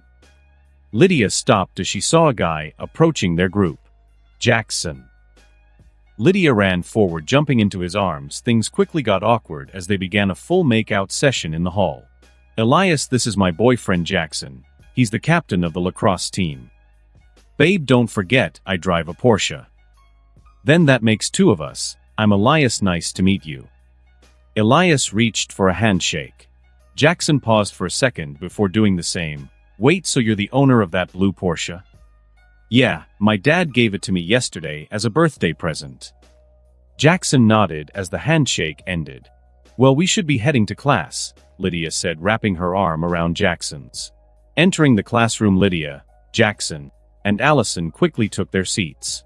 Elias walked towards the teacher. You must be Elias. I'm Mr. Harris. Pay attention in my class, and we won't have a problem. Mr. Harris stood looking around the classroom. Since everyone else has a partner, I'll have to pair you with my student helper. Mrs. Morrill, I hope you don't mind. Mr. Mikaelson, Marin is a senior who is only here for the experience. Try not to slow her down. Not at all, Mr. Harris. Elias quickly took his seat next to Marin. She looked familiar. All right, class, get to work on the worksheet we began yesterday. Marin, I hope you'll catch Mr. Mikaelson up through teaching and not just giving him the answers. Elias watched as Marin shook at the sound of his last name, and he remembered. Yes, sir. Marin quickly answered before turning to Elias. She was surprised by his eyes. His pupils were an abyss-like black, dark like the night sky. It didn't take long for her to become lost in them. I remember you now, Elias said with a smile. You visited my Grams a couple of summers ago. Elias's voice shook Marin from her trance as Sheer thought about what she had just said. Your Grams. Marin raised an eyebrow, waiting on him to elaborate. Shalia Bennett, if I remember correctly, you were there about a spell. Marin froze as the realization hit her. Looking at Elias, she couldn't help but compare him to the image of the cute little boy she had met years ago. Last time I saw you, you were so little. What did you do? Hit a growth spurt? Something like that. Marin laughed, hearing his response, hunching him in the arm. Fine, don't tell me. Not like I cared anyway. To me, it looks like you care a little more than you're letting on. Marin crossed her arms and frowned, hearing Elias. You know what, I think I'll leave you to answer yesterday's question alone. Elias immediately regretted his last statement. Who knew girls could switch up so fast? I apologize, dear Marin. From what I've heard, Mr. Harris is a dullard when it comes to students failing to perform well in his class. Forgive my rudeness from earlier, and save me from this external conflict. Has anyone ever told you, your usage of sweet words and flattery could use a little refining? Marin asked with her arms still crossed. Someone might have mentioned it once or twice. Well, we can work on it Friday. Lydia's having a party. How about being my date? Lydia's having a party on Friday? Elias broke from his act, surprised by the question. I was sure she would have mentioned it. By the way, you so easily blended in with her group. Not of my own free will, Elias joked. And yes, I think I will be your date on Friday. Marin smiled, pulling out a blank piece of paper. She wrote down her phone number and slid it to Elias. Pick me up at 7 o'clock. Text me later, and I'll give you my address. The bell rang, and Marin quickly put her things together, not forgetting to remind Elias to text her before leaving. The rest of the day flew by, and Elias found himself relaxing as he drove home. Parking the car, he grabbed his book back before heading inside. Entering the house, he found Elijah sitting at the counter, a glass of bourbon in his hands. Did anything interesting happen at school today, son? Elijah asked as he looked up from the papers in his hand. I'm going on a date, Elias smiled. When Elijah took a sip from his glass. Friday, why? Elias frowned. You're worried. Of course I'm worried, son. 2 days ago you resembled a 12-year-old, and now you're going on a date. We don't know what you becoming a Lycan means right now. We need to be careful. You don't want me to go? Friday is a full moon. If the moon affects you in the same way it affects other werewolves, that means your bloodlust will be at its peak. You won't be in control like when you first shifted. Can you handle the consequences if something goes wrong? Elias quickly thought about the other night when he had bitten both Styles and Scott, the powerlessness he felt as he had no control. As his instincts willed him to run, to bite. And sure, he didn't kill anyone, but who's to say things will be the same this time? Fine, I'll tell her I can't make it tomorrow at school. Go get cleaned up. Lunch will be ready soon. The first thing Elias noticed when he got out of his car the next day was Scott and Styles. Dude, you're telling me you got a date to Lydia's party? Yeah, dude, you won't believe it. Last night I was getting ready to close shop when I heard someone banging on the door. It was Allison. She had been driven that night and ended up accidentally hitting a dog. Did the dog die? Styles couldn't help but ask with worry. No, luckily it wasn't a serious injury. I quickly patched her up to Allison's relief. Before she left, I asked her if she wanted to go to Lydia's party, and she said yeah. You lucky dog. I guess I can't blame you completely for the fact that we're not popular. Styles, if you got over Lydia, you would have a date to Lydia's party. Scott couldn't help but speak the truth. Lydia hadn't spoken to them since high school started. Elias stopped listening after that. He just started to think about what his dad had said. Could he deal with the consequences of going to that party? No, he couldn't. But Styles and Scott would be experiencing the same thing, and they currently weren't even aware. He had a feeling in his gut that if they went to that party, just as many people would die. But it looked like Scott would give up everything to go to that party, to go on his date with Allison. Elias walked into the school building wondering if he should go to the party or not. He would be putting not only Maren in danger, but everyone else by going to that party. Then again, he was the reason both Scott and Styles had become werewolves. If they hurt someone, it would ruin their lives. He was someone that had killed before, and sure, the guy deserved it, but he knew what it felt like. The nightmares, he would have remembered his face. If they killed, it wouldn't be by choice, but because they couldn't control themselves. Eli, I'm having a party tonight. I expect you there no matter what. Lydia's voice shook Elias from his thoughts. He realized he had reached his locker. I don't know, Lydia. I might not be able to make it. Elias put in his locker combination, grabbing a couple of books. Lydia's smile dropped from her face. Well, it seems I'll have to inform Maren you can't make it tonight. I'll be there. Elias sighed, closing his locker with a bang. Good, I'll see you tonight then. Lydia's smiling returned as she walked away. Elias made his way towards his first period class, wondering if he was making a mistake by going. Entering the classroom, he immediately noticed Styles starting out 3 windows. We need to talk, Elias said, taking his seat. Talk about what? How about the fact that both you and Scott were bitten in the woods a few nights ago, or maybe that the bite changed you both? How do you know all that? Styles whispered, making sure no one was listening to their conversation. How do you know Scott and I were in the woods? I was there, Elias said in a flat tone. Fine, Scott and I will meet you after school. Give me your phone number, I'll call you when we're done with lacrosse tryouts. Elias nodded, turning his attention to the English teacher. His thoughts focused on tonight. He didn't know how things would work out. Time seemed to fly as he quickly found himself in Mr. Harris's class, sitting next to Maren. You didn't call me last night. What happened? She asked with a worried expression. Yeah, sorry about that. My dad had a little get-together and he wouldn't allow me to step away. It ended pretty late. I wasn't sure if you were still up and I didn't want to wake you from your beauty sleep. You think I need beauty sleep? Maren frowned, catching Elias off guard. Next time call. Don't leave a girl waiting for a call that's never coming. Next time I'll call. So we still on for tonight? Elias, while tapping his pencil on the lab desk. Pick me up tonight at 7. Maren quickly pulled out her phone, texting Elias her address. Don't leave me waiting, Maren said as the bell rang and Mr. Harris entered the classroom. Settle down, class. Today we're going to begin reading on page 13. Mr. Stalinsky, don't you start us off. The rest of the day flew by and Elias found himself sitting at home on the couch listening to music. He was waiting on Styles to call him. He quickly turned the music off when he noticed his father enter the room. I apologize, son. I'll be back later tonight. I have business I need to take care of. Lock yourself in the basement if the full moon is too much for you to handle. All right, I'm heading over to Styles's house. Elijah paused thinking about it for a second. Is Styles one of the two you bit? Elias nodded. We don't know how the moon will affect me, but we did know how it'll affect them. I think I should warn them. It's the least I can do since I am the one that caused all this. Fine, but you be back before 7. I don't want you out there at all, but you're right, they deserve that much. Can you trust them? Elijah asked, sending Elias a pensive glare. I'm not sure about Scott, but Styles seems to be more focused. He's smart. I have a feeling he was born to be a part of this world. Our world is full of unspeakable demons. No one is born to be a part of it, but I'll take your word and dig a little deeper into his past. Elias could only nod. His father was over 1,000 years old. There was no way to refute him. Be careful, son. I'd hate to release carnage on this town. Elijah left after grabbing his jacket. Elias headed upstairs for a quick shower.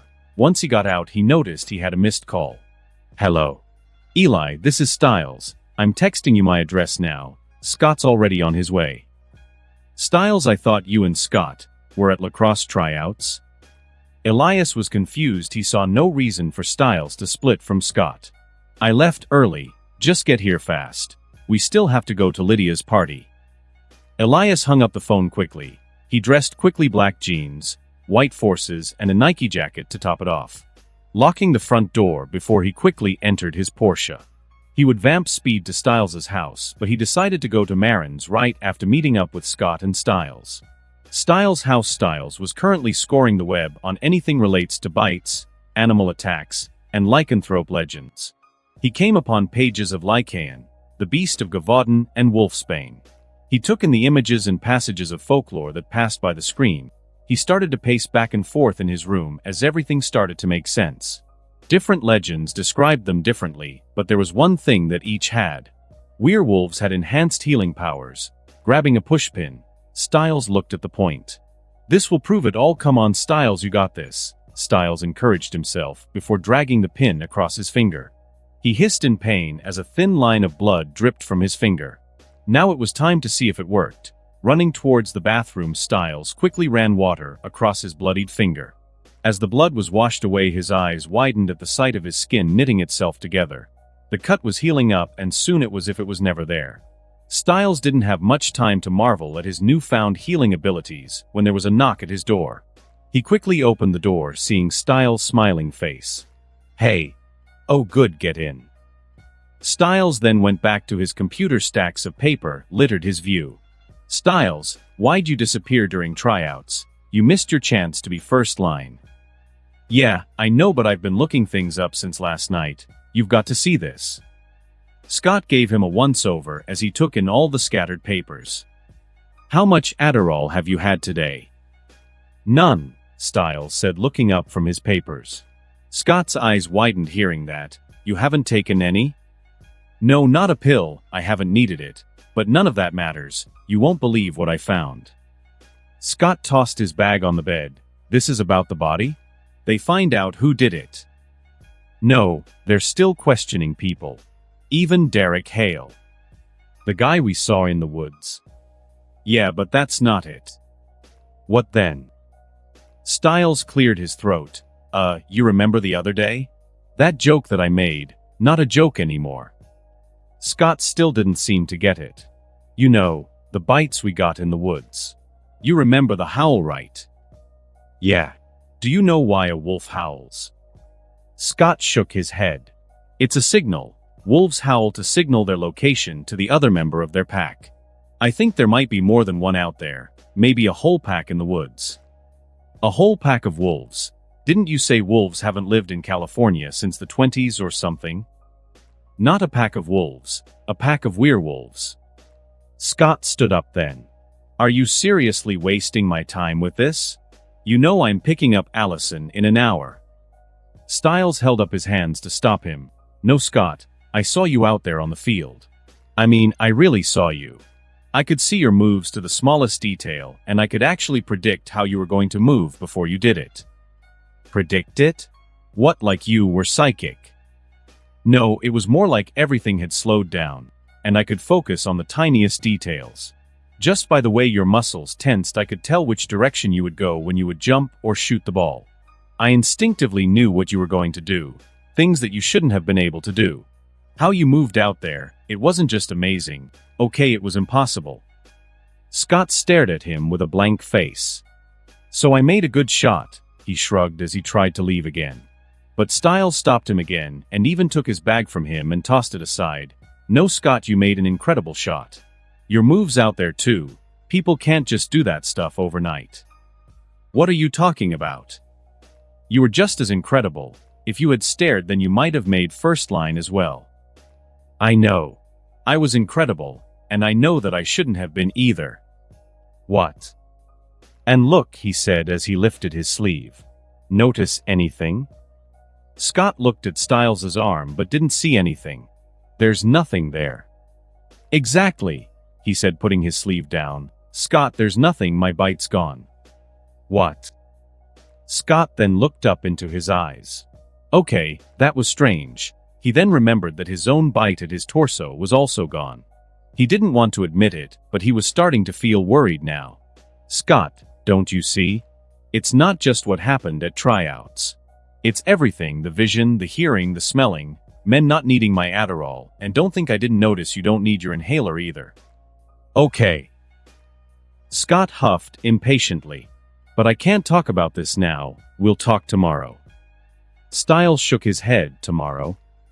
Scott, you still aren't getting it, the full moon's tonight. What are you trying to do, Styles? Scott cut in. Styles just went to his desk, grabbing a couple of sheets of paper and a book. Okay, I made first line and I have a date tonight with a girl I can't believe wants anything to do with me. For once, everything in my life is somehow perfect. Why are you trying to ruin that? Styles snapped and stood up from his chair as he threw the book straight down into the ground. Ruin it? Scott, I'm trying to save your damn life. Both of our lives. He thundered. His pulse quickened as his blood was pumping hard throughout his body. At that moment, Scott's face looked pretty punchable, but Styles just took a deep breath and shoved all that down to his gut as he tried to get his calm back. Scott had flinched when he had done that, and Styles didn't like seeing that. He'd never been angry at Scott like that before, where he wanted to really hurt him and it bothered him. Maybe his reaction would finally help him get through to his friend. We're cursed, Scott, he said, slowly regaining his calm. The full moon, it's not just going to change us mentally, it's going to affect us mentally. It just so happens that is when our bloodlust will be at its peak. Bloodlust, Scott repeated flatly. Yeah, you know, the urge to kill. Well, I'm already feeling an urge to kill Styles. Scott was looking pissed off at him and Styles, but the inside of his tongue as his own aggravation was flaring up again. He went for the book he threw and tried to stay focused on getting him to listen. Look, listen to this. As he turned the page, he marked. Change can be caused by anger or anything that raises your pulse. He then snapped the book shut. All right, and I haven't seen anyone raise your pulse the way that Allison does. Okay, you've got to cancel this date. He then went for Scott's book bag, digging for his phone. What are you doing? Scott asked tirelessly. Calling Allison and canceling your date. No. Scott shouted as he threw Styles against the wall. Get off of me. Styles shouted back. Scott went to raise his fist and punch Styles, but his friend went and blacked it with his palm. The two of them were glaring hard at each other, stuck and struggling against each other's rage. Scott then pulled back and threw Styles' chair away. Scott and Styles were both breathing hard as they kept their heated looks on each other. Scott settled a bit as he quickly grabbed his phone and went for his bag. I'm sorry, I have to go. He then stopped again at the door to look at Styles, who still hadn't moved from his spot. I'm sorry, he said again. Styles just breathed out hard from his nose, and then went and knocked some of the things from his desk angrily out to the floor. Scott's jaw stiffened at that, and he then left. Styles leaned back and bounced off the wall as he went to pick up his chair. As he lifted it, he noticed 4 long lines cut into it. Claw marks. He then looked back at the door his friend had just walked out of. Now he was really regretting just letting him go. Elias was currently pulling into the driveway. Parking his car, he pulled out his phone, seeing that Styles had already sent him a text message saying come in and head upstairs. Entering Styles's room, he quickly noticed the chair with claw marks on it. Styles was sitting in it, but Scott didn't seem to be here. Where's Scott? Elias's voice shook Styles from the computer screen. Stepping forward, Elias read what was typed in the search bar. Ways to keep a werewolf calm on the full moon. Scott bailed before I could even tell him you were coming over, Styles said, returning his attention to the computer screen. Elias nodded. Looking around the room, he found sheets of paper full of information on werewolves. This is good, it means I don't have to explain the basics. Styles, you can search the web for answers all night long, but it'll be too late. Scott's already getting ready to pick Allison up. He's so infatuated with her that he doesn't realize the danger he's putting himself in by going to that party, Styles said with a bit of anger in his voice. Look, we'll fill Scott in later, but right now it's time for you to learn the truth of what happened the night you both got bit. Styles nodded, turning off his computer monitor and spinning around in his chair to face the standing Elias. You said you were there that night, that you saw both me and Scott get bitten. Where were you, and why didn't either of us see you there? I never said I saw both of you get bitten. Yeah, you did in Mr. Harris's class, Styles interrupted. No, Styles, I'm the one that bit both you and Scott. Tension filled the room as Styles looked at Elias, before closing his eyes, trying to remember everything about that night. I don't believe you. Hearing that, Elias smiled as his canines extended. His fingernails grew twice as long and his eyes glowed a frightening red. What about now? Do you believe now? Styles was shocked, but he quickly regained his calm. Why? Why? What, Styles? Why did you choose us? Why bite Scott and me? It wasn't something that I chose to do, Elias said as his visage returned to that of a teenage boy. Pulling out his phone, he quickly found a picture. You see that, Styles? Elias handed Styles the phone. Who is it? Styles was confused. He could see the resemblance, but after what Elias had just shown him, he believed he resembled the beast in the woods more. That's me, last Sunday. That's impossible, Styles muttered as he focused more on the picture. What about both you and Scott being werewolves? I'm sure last week you thought all of this was impossible. Look at you now. Styles could only rethink his thoughts. Last week, seeing a dead body was the coolest thing to happen in his life, and he didn't even get to see it. Last week when I turned 13, I became that monster you saw in the woods. But it was like I wasn't in control. Something screamed run. So I ran. When I tried to resist, extreme pain filled my mind. After biting both you and Scott, I regained control, no more pain. I fell asleep as that beast. When I woke up, I was like this. My dad and I are still trying to figure out what effects the change had on me. Styles didn't react, he just sat there thinking, and Elias didn't want to disturb him. He had a lot to think about. I know you have a lot to think about, but I have to make sure Scott doesn't kill anyone at that party. Elias quickly exited Scott's house. Entering his car, he pulled out his phone. It was 6:40, and soon he would have to pick up Maren. Elias arrived in time, sending Maren a text. He could only wait. Her house was big, but Elias could tell it was practically empty. It didn't take long for Maren to cone out, locking the door behind her. Exiting the vehicle, Elias was mesmerized. You look amazing. She wore a high-neck black skater dress with white heels. Her hair was curled with a tiny bit of makeup. Elias was starting to think Lydia's claim for queen might be self-given. Thanks. Maren moved a piece of hair behind her ear. You don't look half bad yourself. Elias smiled, opening the passenger door. Maren flashed him a smile as she took her place in the car. This really is a nice car, Maren said as Elias entered the car.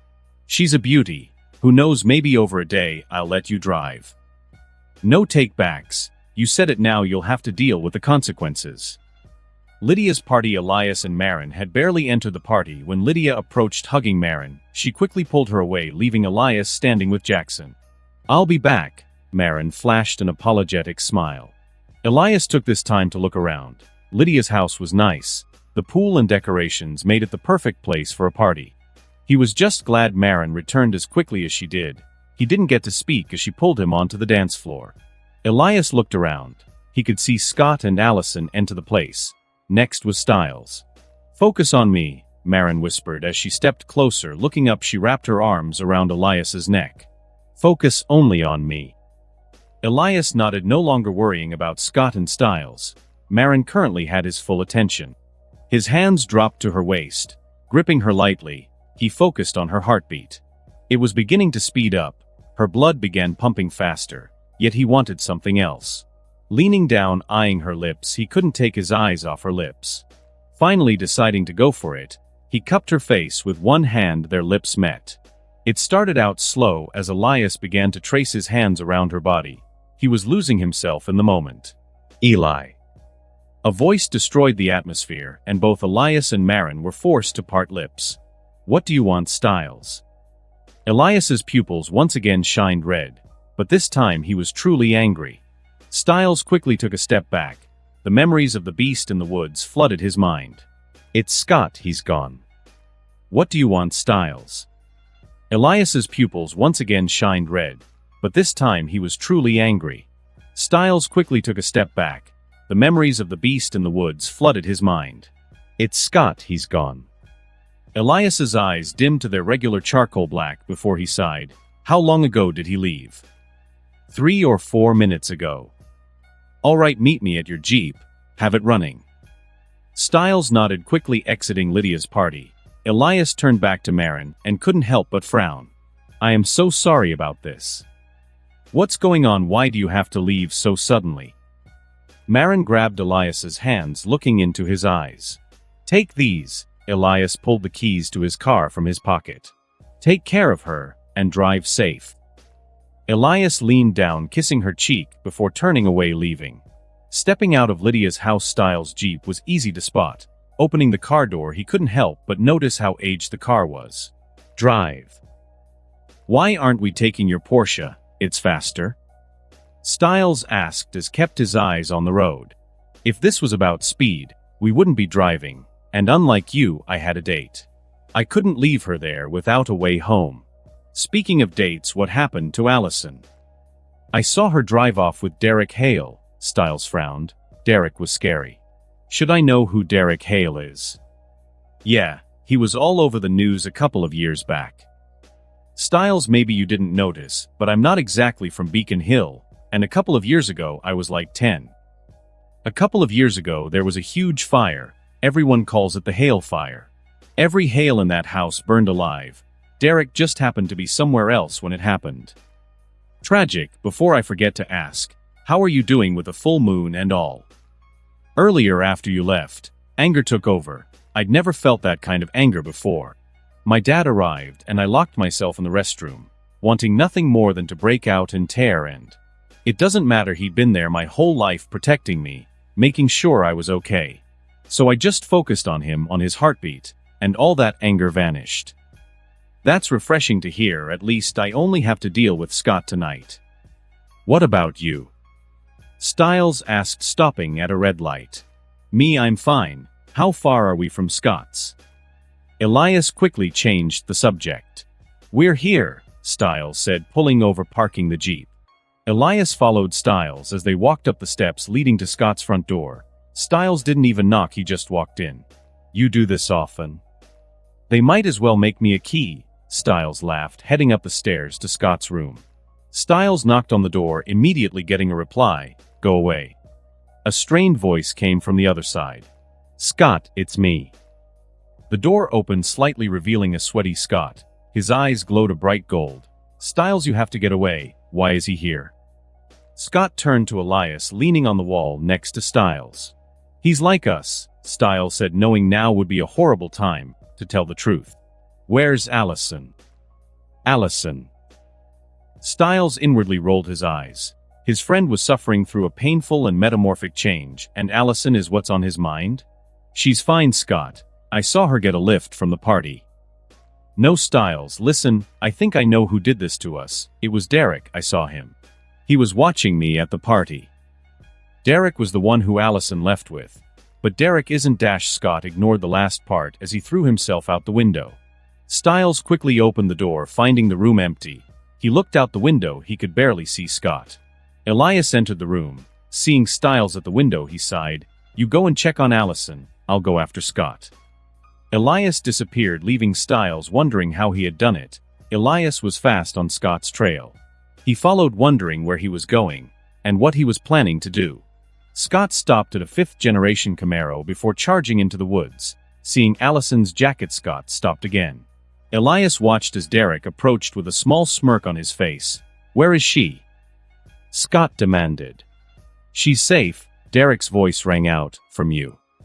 Derek then charged and tackled him down to the ground. Scott tried to fight him off, but he was being held down. What did you do with her? Scott roared. Quiet, Derek said as he looked up and around them. Too late. They're already here, run. Derek didn't spare another second as he took off, but Scott stayed put until a light flashed at him, and he found his arm pinned to a tree by a crossbow bolt. He roared out in pain as he looked at the three men that moved down the hill at him. The one in the middle had the crossbow in his hand. Take him, he said to the other two. Derek then appeared from beside them and started to fight them and toss them aside. Elias reacted quickly, appearing next to Scott. He grinned as he pulled the crossbow bolt from his arm. Scott roared in pain. Elias ignored him. Dashing forward, he grabbed one man by the shoulder, launching him into a tree. Derek threw one of the guys off of him as he turned to Scott and Elias. Let's go. You guys go ahead, I'm kind of thirsty. Veins popped from Elias's face. As his eyes turned pitch black, he opened his mouth and his fangs elongated. Elias didn't hold back, immediately appearing behind one of the three men. His teeth tore into the guy's neck. Scott, let's go. Derek pulled Scott away as they both left. Elias drained the first guy of blood before turning to the second. Soon a group of flashlights shined on Elias. Dropping the second guy, Elias quickly picked up the third. A grin on his face, he watched as a middle-aged man approached with a rifle in his hand. Put him down, Chris Argent demanded as he pointed the gun at Elias's face. Earlier today a friend asked if I was okay. I said I was fine, I lied. I feel this insatiable hunger, yet I've already finished off 2 of your friends and it's done nothing. Maybe after I drain the rest of you of your blood it'll go away. Elias smiled as he disappeared, dropping the third guy where he stood. He had already appeared behind a different hunter, sinking his teeth into his neck. He was too fast for them to keep up with. He smiled as he appeared in front of Chris Argent, dropping a body. This really isn't doing much. Maybe I should drain you next. Elias took a step forward, causing Chris to take a step back. Elias was enjoying himself when a person appeared in front of him. Son, you need to calm down, Elijah said as he put a hand on his shoulder. Elijah? This is your son. Chris asked, his gun still raised. Put your weapons down, Elijah demanded as he took a step forward. I don't know, father. I think I'm pretty calm, and who cares if they raise or lower their weapons? They won't be able to keep up with me anyways. This is why you warned me, Chris asked as he motioned for everyone to lower their weapons. He's a psychopath. You need to calm down. Elijah turned around, eyeing his son. I'm as calm as usual. Right now I need to feed, Elias said, pushing his father aside. Elias took a step forward. Now who should I start with? Chris raised his gun, causing everyone else to do the same. Elias only smiled at their antics. Elijah appeared behind Elias, grabbing his head crack. Forgive me, son. Elias fell into Elijah's arms, unconscious for now. Elijah had a feeling in the morning he would have a headache to deal with. Elias woke in a familiar place. It was his room. What happened? You lost control. Elijah, sitting in a chair next to Elias's bed, snapped the book in his hand closed. How did it feel? Elias closed his eyes, remembering the feeling of hunger, insatiable hunger. Like I had a hole in my stomach, and no matter how much blood I drank, it did nothing to abate the uncontrolled desire to feed. You've never had to deal with the hunger before. I think this has something to do with the full moon. We need to talk to Deaton. It's time he told us the whole truth. Rest and don't worry about school. Elijah stood from his chair, walking to the door. He stopped, turning back. Oh, and I think it's time we began your training. Feel free to invite Scott and Styles. Elias rested for 3 days. Waking up that Monday, he slept for a couple more hours before finally deciding to get out of bed. After taking a shower and brushing his teeth, he sent Styles a quick text. Both he and Scott would arrive after lacrosse practice. Elias went downstairs, grabbed some grapes, and took a seat at the piano. Elijah had been teaching him personally for as long as he could remember. Relaxing his hands on the keys, he slowly began to warm up his fingers. It didn't take long for him to get in the groove of things. He changed from Mozart to Beethoven. Playing the piano relaxed his mind. It allowed him to calmly look at things such as last night. The blood he drained from those 3 hunters did nothing to help his hunger, but it did something. It kept his Lycan side at bay, but he had a feeling that continuing to consume blood in hopes of calming his Lycan side would be futile. It was like drinking water to abate the need for actual food. He just didn't understand what he was hungry for. When will they be arriving?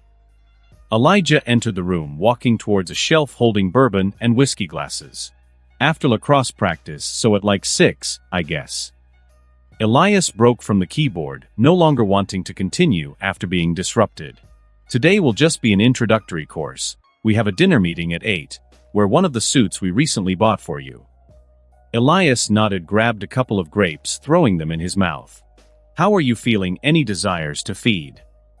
You mean, do I still feel the unquenchable hunger, the deep hole in my gut? Nope, no more than usual. I'm sure it was the full moon that caused such an effect. We can never be too careful. Elias nodded as he continued to eat his grapes. Dad, can I ask you a question? Ask away. Why didn't Uncle Klaus show up for my birthday? I mean, not even a call. Me and you, Uncle Klaus, had a little disagreement. That's why he isn't here. It has nothing to do with you, if that's what you're thinking. Elias could only nod. He had a feeling there was more to the story, but he could do nothing about that. Play Nocturne in E-flat major by Chopin.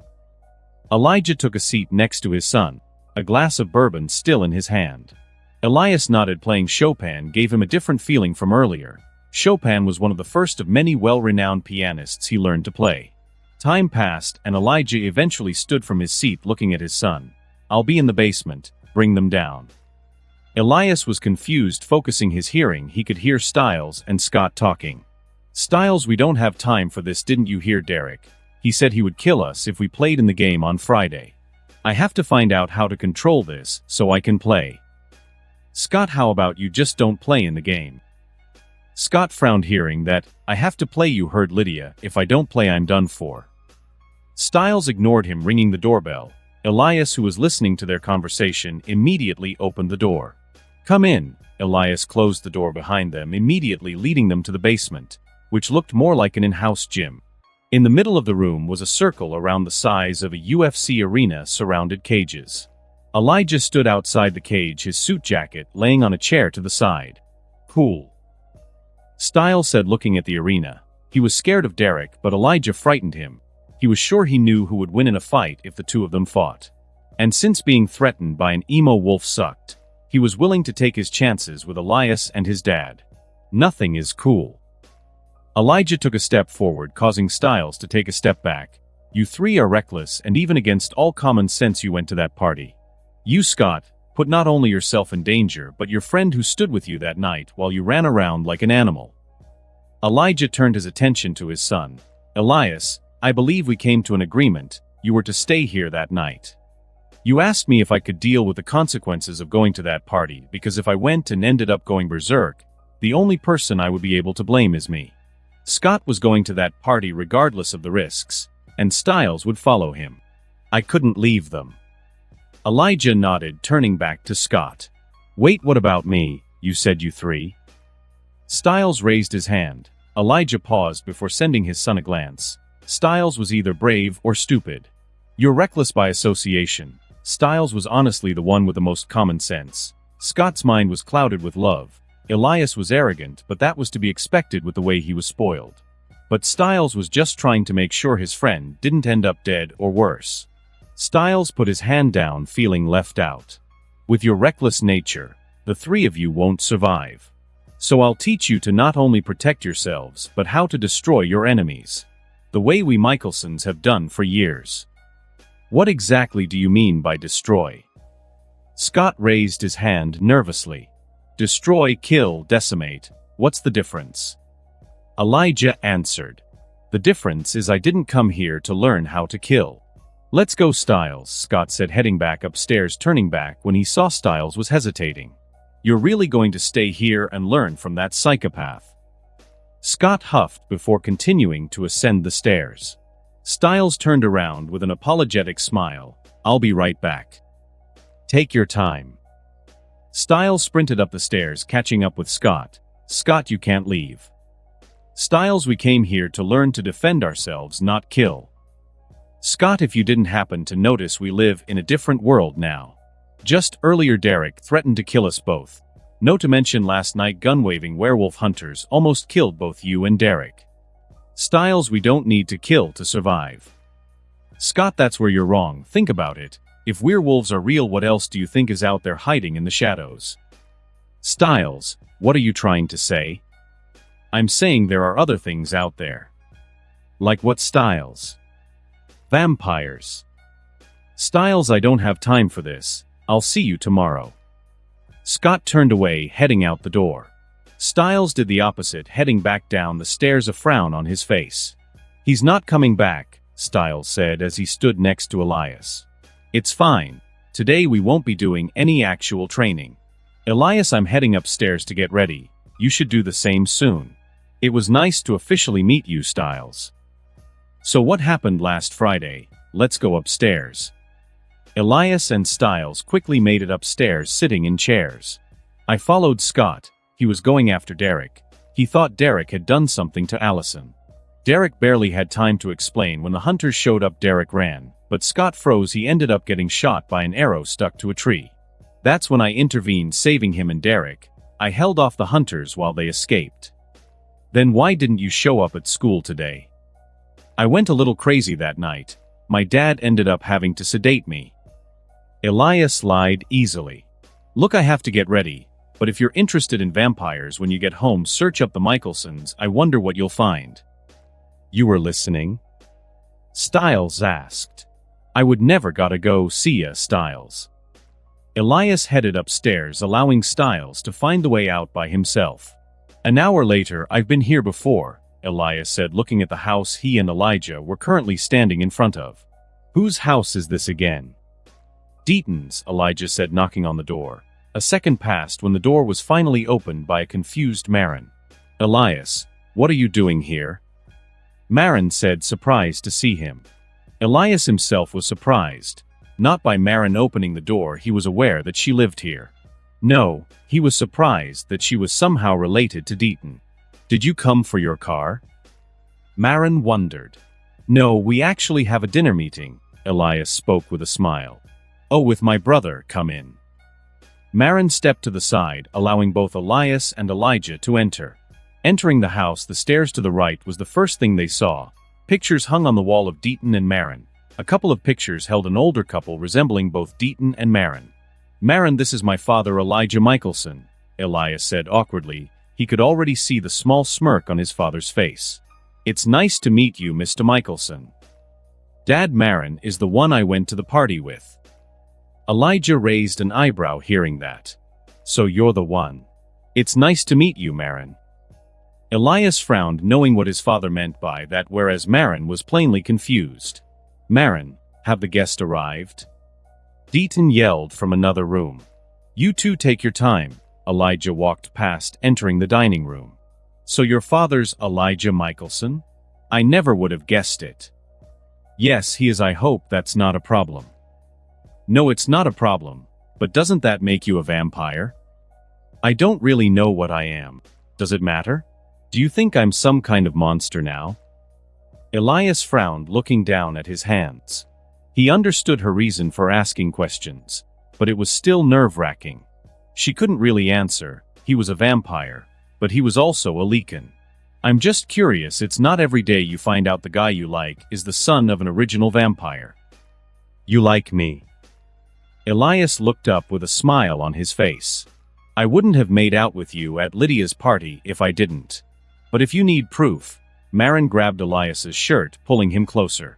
Elias leaned down, locking lips with Marin as her body leaned against the wall. Was that proof enough? Marin said through heavy breaths as she broke the kiss. Yeah, should we head in now? Elias stared into her eyes as he cupped her cheek. I was actually getting ready to leave when you showed. Going to a friend's for the night. You'll be at school tomorrow, right? Elias quickly nodded, getting a smile from Marin. I'll see you tomorrow then. Marin gave him a quick kiss. Oh, I almost forgot. Marin reached in her pocket, pulling out a car key. She's a beauty, thanks for letting me drive her. She handed Elias the key before grabbing her bags and heading out the door. You need to be careful. Elias turned around, surprised to see his dad standing in the doorway. Mikaelsons and love are two things that have been known to never work out. Dinner will be ready in 5 minutes. Elijah turned around, leaving Elias to think about what he had just told him. After dinner, that was great. Haven't had a homemade meal since I left Graham's. Deaton smiled, hearing the praise. He could understand where he was cooking from. It's not like a 1,000-year-old vampire focused much on real food when he could drink blood. I think it's time we got down to business. Deaton nodded. He was already aware of the real reason they had decided to join him for dinner. It's the reason he sent Marin away. If I recall correctly, you said you won't tell us anymore unless you're sure you're talking to the Lycan, correct? How does Over go about proving that they are a Lycan? Simple. They would just have to tell me what effects the full moon had on them. Elijah thought about it for a second before giving his son a quick nod. Hunger, insatiable hunger, a hole in my stomach, but no matter how much blood I drank, it did nothing to fill it. Elias's eyes turned dark, remembering that feeling. They call it the first stage, and all I can say is that'll get worse. Both Elias and Elijah's ears perked up hearing that. How do we control it? You can't? Unless, Deaton paused. Unless what? The reason drinking blood did nothing to abate your hunger is simple. Blood is something used to quench thirst. You need to eat. Eat what? Flesh, animals. Humans, anything as long as it's flesh. Elias's face scrunched up at that idea. Having to eat flesh is something he'd honestly rather not do. There's another way, Deaton said, starring their attention once again. Survive the first full moon. Fight through that hunger until the next full moon. The first way was the easiest, although it has certain side effects. Eating to fill that hole easier, but the amount you would have to eat.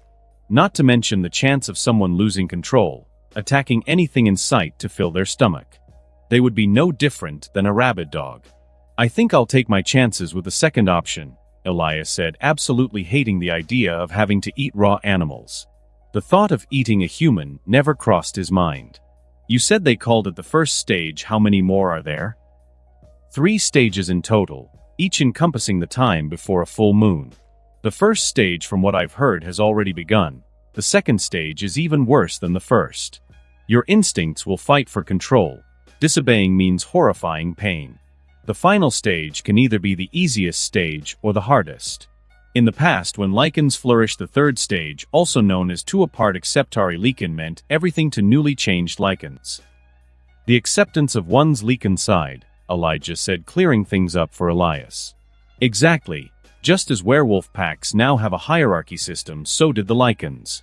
The weakest, Omegas, even the weakest of Omegas, would destroy an alpha werewolf.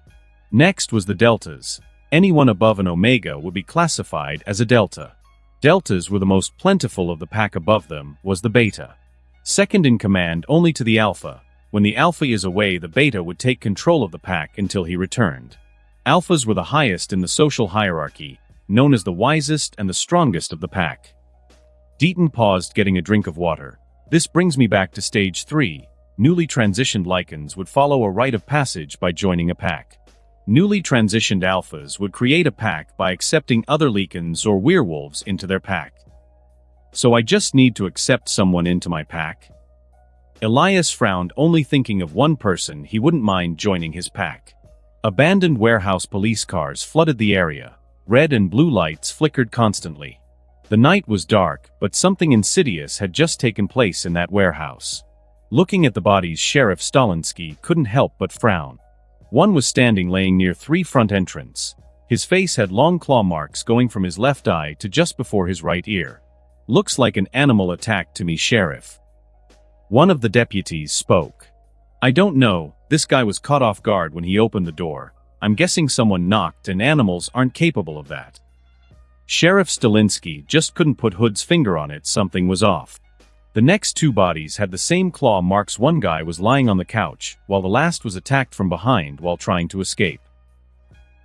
Have forensics check for animal hairs on the bodies. I'll look more into this in the morning. Sheriff Stalinsky looked at the bodies again, and couldn't help but sigh as he turned around, getting ready to leave. Sheriff, these are the videos recorded by the camera hanging outside. It should help. One deputy handed the sheriff a CD. Thanks, I'll check it out when I get home. Entering his car, Noah couldn't help run his hand through his hair. Beacon Hills is getting stranger and stranger. It didn't take long for him to reach his home. Taking his jacket off, he threw the CD on the table. Grabbing his laptop and a bottle of whiskey, Noah poured himself a cup. The whiskey burned a little as it went down his throat. Noah quickly poured himself another cup. Placing the CD into his laptop, he scrolled through the footage. Finally, reaching around 9 p.m., he saw a man wearing a trench coat.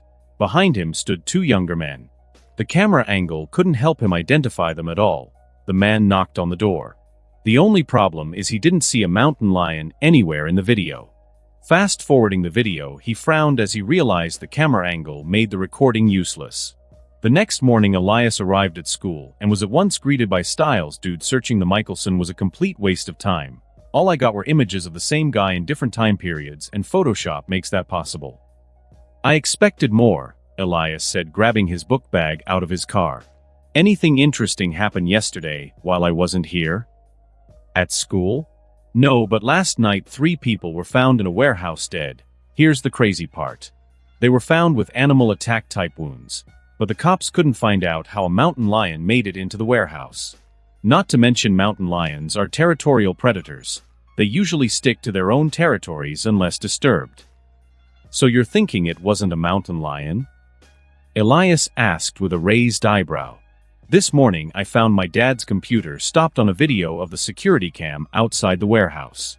I skimmed through the whole video. I didn't see one mountain lion, but I did see 3 guys enter around 9 o'clock last night. Interesting. Yeah, but there's no way regular people can handle werewolves, so I was thinking. Styles, if you want to help the police, be my guest.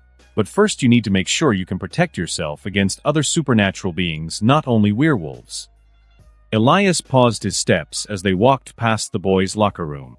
Styles, on a scale of 1 to 10, how much do you like Lydia? Styles didn't even need time to think. 10.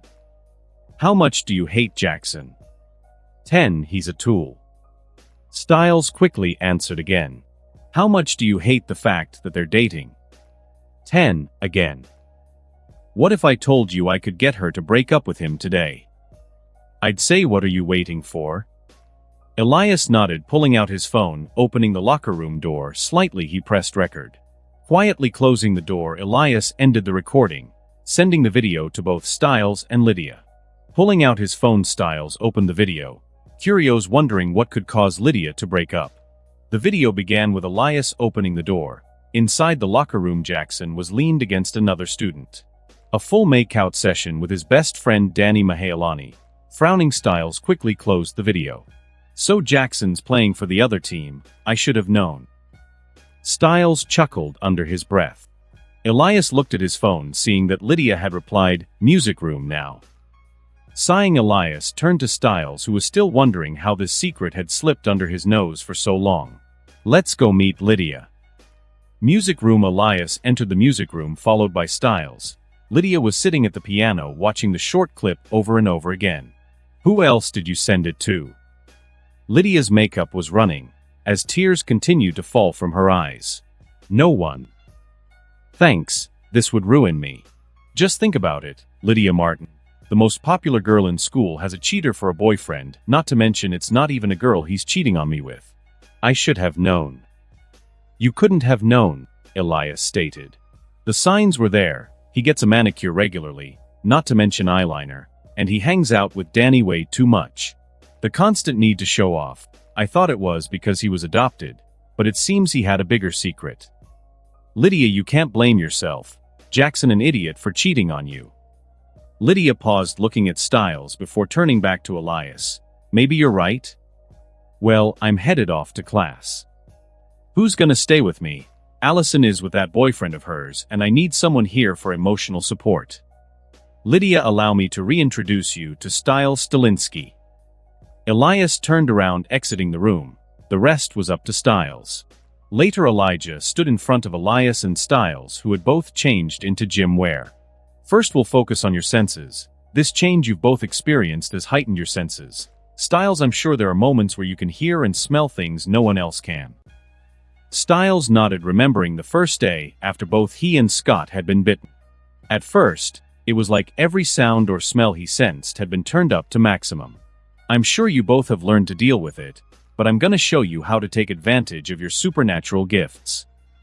Handing each of them a blindfold, Elijah couldn't help but smile. Without your vision you're blind, but using your other senses such as your hearing can allow you to hear the world as you would usually see it. Both Elias and Styles quickly put the blindfolds on. Now listen for my heartbeat to react to my movements. Elijah began to circle both boys, a baton in his hand. Swoosh! Elias knelt forward as the baton hit him behind his knee. Frowning, Elias quickly stood back up, focusing his hearing. Next to him, Styles' heartbeat was beating fast. Just beyond Styles, he could hear another heartbeat, one beating so slow that it sounded as if it wasn't beating at all. Elias wasn't the only one to discover Elijah's location.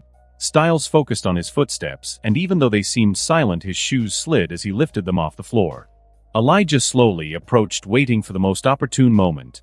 Both Elias and Styles were doing the same. A stalemate commenced as Elijah tested their patience. Styles finally couldn't help it any longer, dashing forward. Elijah cracked a smile as he slid behind Styles, hitting him behind the knee, bringing him to the floor. Elias, seeing that Styles had already attacked, saw no other choice. Slowly stepping forward, he listened to his father's heartbeat. He listened for the sound of the baton swinging towards his knee. Dodging, he sent a kick that met nothing but air. Elijah smiled, seeing his son be so patient. Bringing the baton up, he banged it against the wall. A clanging sound entered Elias's ears. Elijah waited as his son dashed toward the sound, not realizing it was a trap. Elias reached out, allowing his hand to feel the wall. The clanging sound persisted, and he was step by step getting closer. The sound continued, though now it seemed to be coming from the ground. Reaching down, Elias picked up the baton. That's when he felt a hand on his back. Any other vampire would have torn your heart from your chest already. Elijah had dropped the baton purposely. To mask the sound of his own heartbeat, he appeared behind Elias. If Elias was an enemy, his hand would already be holding his heart in his hand. Spar for a little, and then you're free to go. I have a couple of errands to run. Elias reached for his face, removing the blindfold. Looking at Styles, who was still sitting on the floor, he couldn't help but shake his head. Elias and Styles threw a couple of punches at each other, taking the sparring a little easy. So what happened with Lydia after I left? Elias asked as he ducked a punch before sending a kick towards Styles' leg. Nothing, I comforted her. But I want to take things slowly.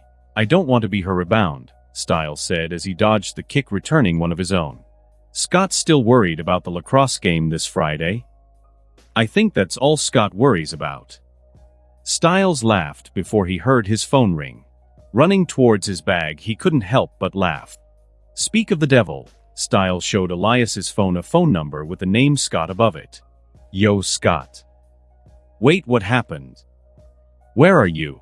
Scott. Scott. The call ended and Styles looked up at Elias. We have to go. What happened? It's Scott, he's been attacked. Beacon Hills High School. Styles dashed through the building, followed by Elias. Scott. Scott. Styles dashed into the boys' locker room. Elias entered the room after him. Blood was everywhere. The smell pervaded the room. Leaning against a locker was Scott. Most of the blood was his. Scott. Styles kneeled down, looking at his friend's blood stained his face. His skin was turning pale from blood loss. Styles calmed down. Elias knelt down, bringing his hand to Scott's neck, feeling for a pulse. He's alive, which means he can be saved. How? Vampire blood. Yeah, but how are we going to find a vampire? He looks like he has minutes left. You're looking at one. Elias brought his wrist up to his mouth, biting into his skin. Blood dripped from his mouth as he looked down at his wrist. This is my first time doing this. Let's hope it works. Styles. Scott managed to barely open his eyes. It's all right, Scott, you're gonna be all right. Elias quickly brought his wrist to Scott's mouth. Drink. Scott looked at him before drinking the blood from his arm. Vampire blood has a healing effect. Elias pulled his arm back as Scott's wound began to close. Now, Scott, you need to tell us what happened here. Scott nodded, still a little drowsy.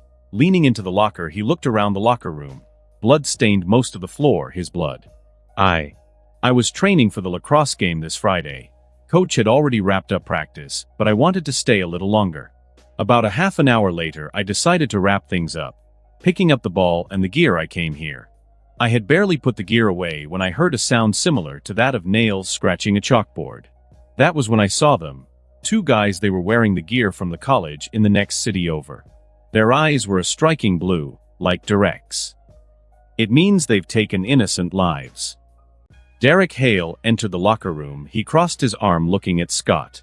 Every beta starts with bright golden eyes, but once they take an innocent life, that color fades to a cold blue.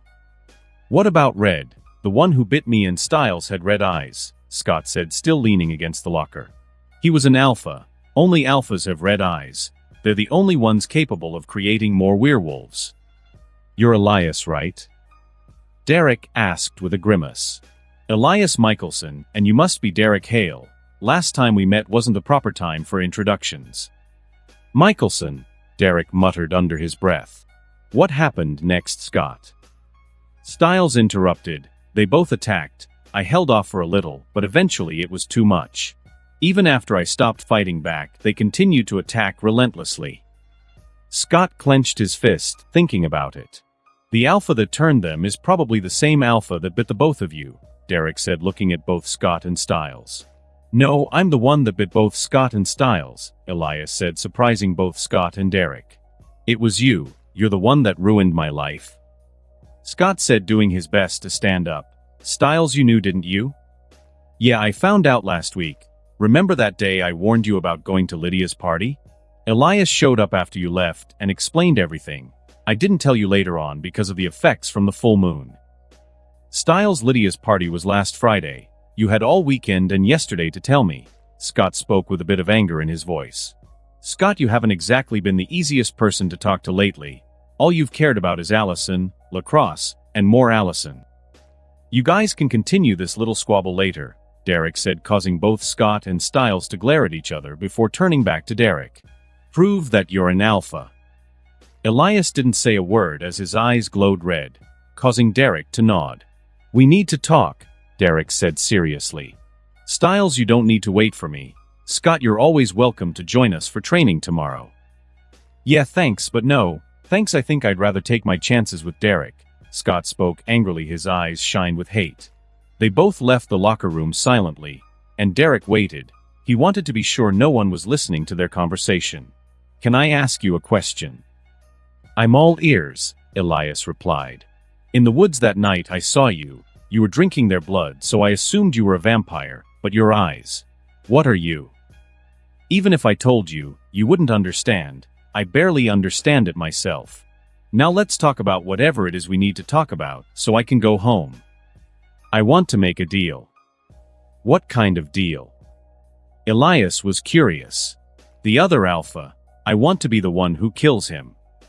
Why? So I can become an alpha, Derek said plainly. What makes you think I'm going to kill the other alpha? Elias raised an eyebrow as a small smirk formed on his face. He's messed with your pack, although neither Scott nor Styles seems to have accepted it. They are part of your pack. You bit them, and someone sent people to harm Scott. He would have died had you and Styles not arrived when you did. He's offended you, and you'll reply in kind if the last name Mikaelson means what I think it does. You know about the Mikaelsons? Elias asked with a small smile. I know enough. Derek once again replied stoically. Fine, tell me how you killing him personally will make you an alpha. There are 3 ways to become an alpha. First, you can inherit it from a parent. As long as they die, a natural death alpha status will be transferred to the oldest child. Second is to kill an alpha yourself. Killing an alpha with your own hands allows the alpha abilities to transfer from one to another. The third was it just a legend. Elias thought about it for a second before finally replying. Deal, but in return, you'll join my pack after you become an alpha. Why? A pack having 2 alphas leads to nothing but problems. Maybe for werewolves it is, but I'm not a werewolf. To werewolves, you may be an alpha, but to me, you're weak. You'll join my pack. Feel free to create your own sub-pack. They won't be my responsibility. Deal. Derek said, causing Elias to nod. One last question. What if I'm just playing you so I can become alpha? I could kill you after that. Why are you so confident? I'm a Mikaelson. But even if I wasn't, killing you would be easy, whether you're an alpha or not. You'll see when I confront this other alpha. Elias left, exiting the locker room, leaving Derek to his thoughts.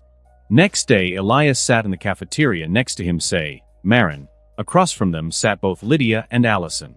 Scott was on the other side of the cafeteria, currently giving him the stink eye, whereas Styles was eating a sandwich as quickly as he could. So you two going to the lacrosse game on Friday? Lydia asked, chewing on a French fry. Allison has to be there, her sweet Scott is playing.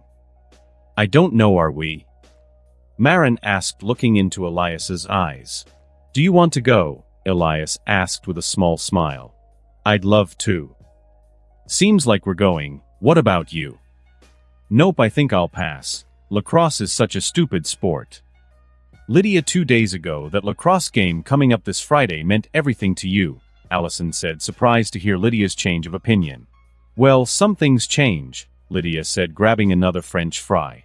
Eli, we gotta go, Styles spoke with a serious tone before turning to Lydia with a smile. Hi, Lydia. Hi, Styles. Lydia flashed him a small smile as Allison gasped. I'll talk to you later. Elias asked, smiling. When Marin nodded, he gave her a peck on the lips before standing up and following Styles. Lydia, what was that? Allison asked, surprised that Lydia had taken an interest in Styles. What? He's nice. Always Styles, what's going on? Elias asked, confused. It's Derek. Styles continued walking forward, eventually reaching a side door. Stepping outside, they found Scott standing next to Derek, who had his hand to clutch his side. Elias could smell the blood. It didn't take enhanced senses to see something had happened. You all right? Elias asked, seeing the wound. I'm fine, they left a message. Derek handed the paper over to Elias, who quickly unrolled it. Lacrosse game, Friday. Scott McCall, Styles Stalinsky, Derek Hale. There was a line running through each name. What does it mean? Scott asked. It means this time they won't be leaving any of us alive, Derek said, clutching his wound. Sheriff Noah Stalinsky was currently sitting in a conference room sipping his coffee. Please tell me you guys got something from talking to the victim's parents. In fact, we did. It's not much, but it could lead to a break in the case. One deputy stood from his seat, handing Noah a couple of folders. We talked to the parents, and all three said their sons met up at that warehouse regularly. Here's where it gets interesting, they said. Usually, 2 other boys would usually hang out with them. One goes by the name, the deputy paused, opening the folder in his hand, Justin Mitchell, and the other Cody Flynn. The deputy pulled out 2 photos, placing them next to each other. On the left was Justin Mitchell, an African-American male with a flat top. The other was a Caucasian male with short blonde hair. You think these are 2 of the guys who were caught on the security camera? Sheriff Stalinsky asked, taking a closer look at the 2. Find them. Once we do, they'll lead us to the 3rd guy. Good work.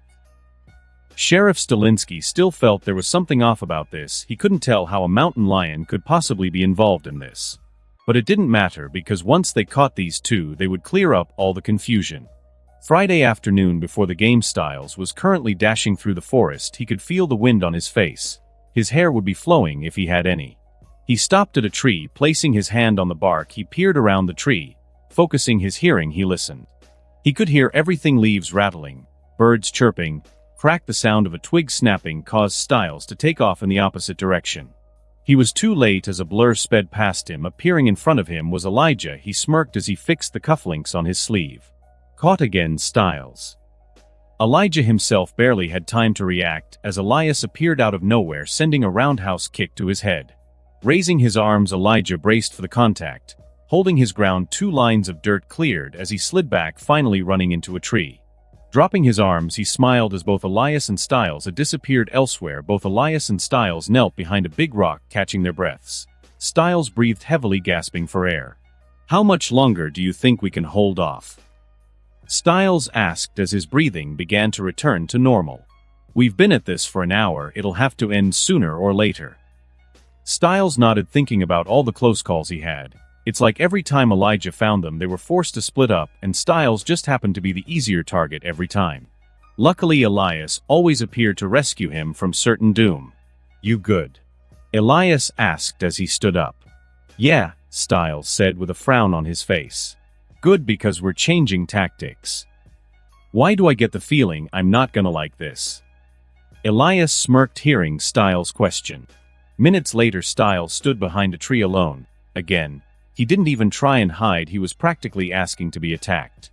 Hearing footsteps, he knew Elijah had found him. Good things are going as planned, Styles thought as he stepped out from behind the tree. "I'm guessing as a kid you didn't excel at hide and go seek?"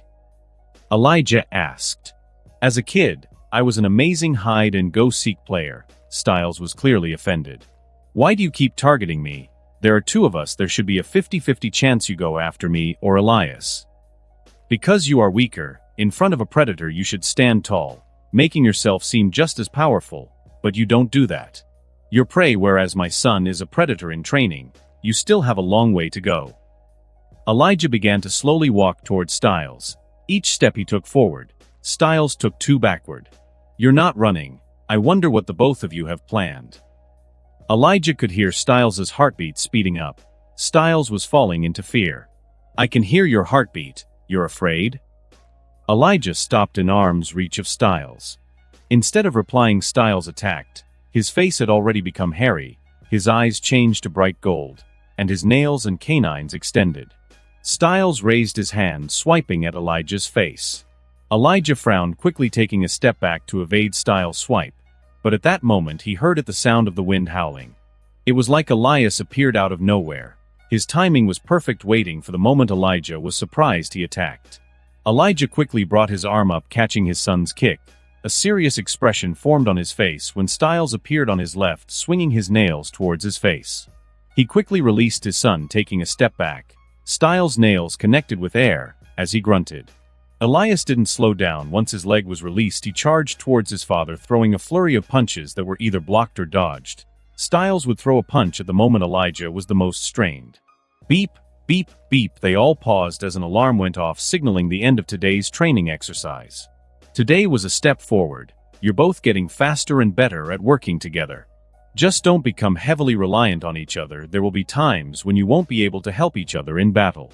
Styles, you need to use your instincts more. You hesitate a little too often. Trust in your instincts, they're usually right. Styles nodded as he leaned against a tree, looking utterly exhausted. "Well, I'm gonna head home. I have to pick up Marin before heading to the game." "Styles, you taking Lydia?" Elias couldn't help but ask. "No way, she doesn't want to see Jackson. She's staying home to watch movies." "Well, I'll see you at the game." Both father and son disappeared, leaving Styles alone in the forest. "Stupid vamp speed," Styles muttered as he began walking back to his jeep. "Mikaelson home. Son, before you begin getting ready, we need to talk." Elijah stopped Elias as he was heading upstairs. "All right, what's up?" "It's your uncle Niklaus. He's coming to visit." "Cool, I haven't seen him in like a year." Elias smiled hearing the news. "Once he gets here, I'll be leaving to handle some business of my own. It shouldn't matter, I'll return before he leaves.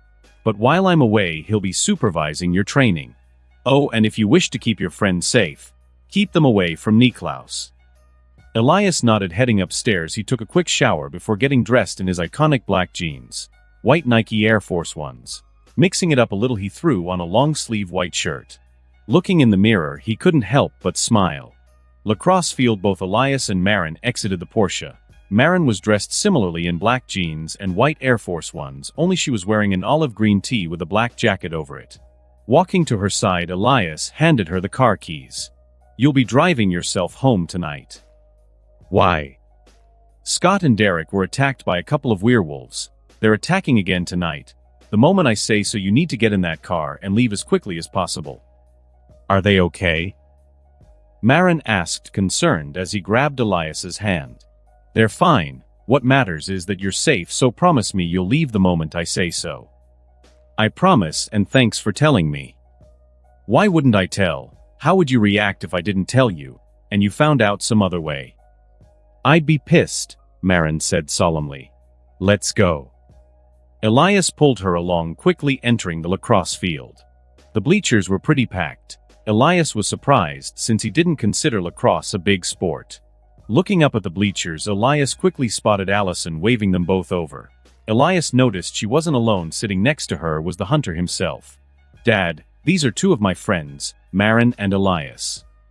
Mr. Argent quickly stood from his seat, smiling. "It's nice to meet you, Marin."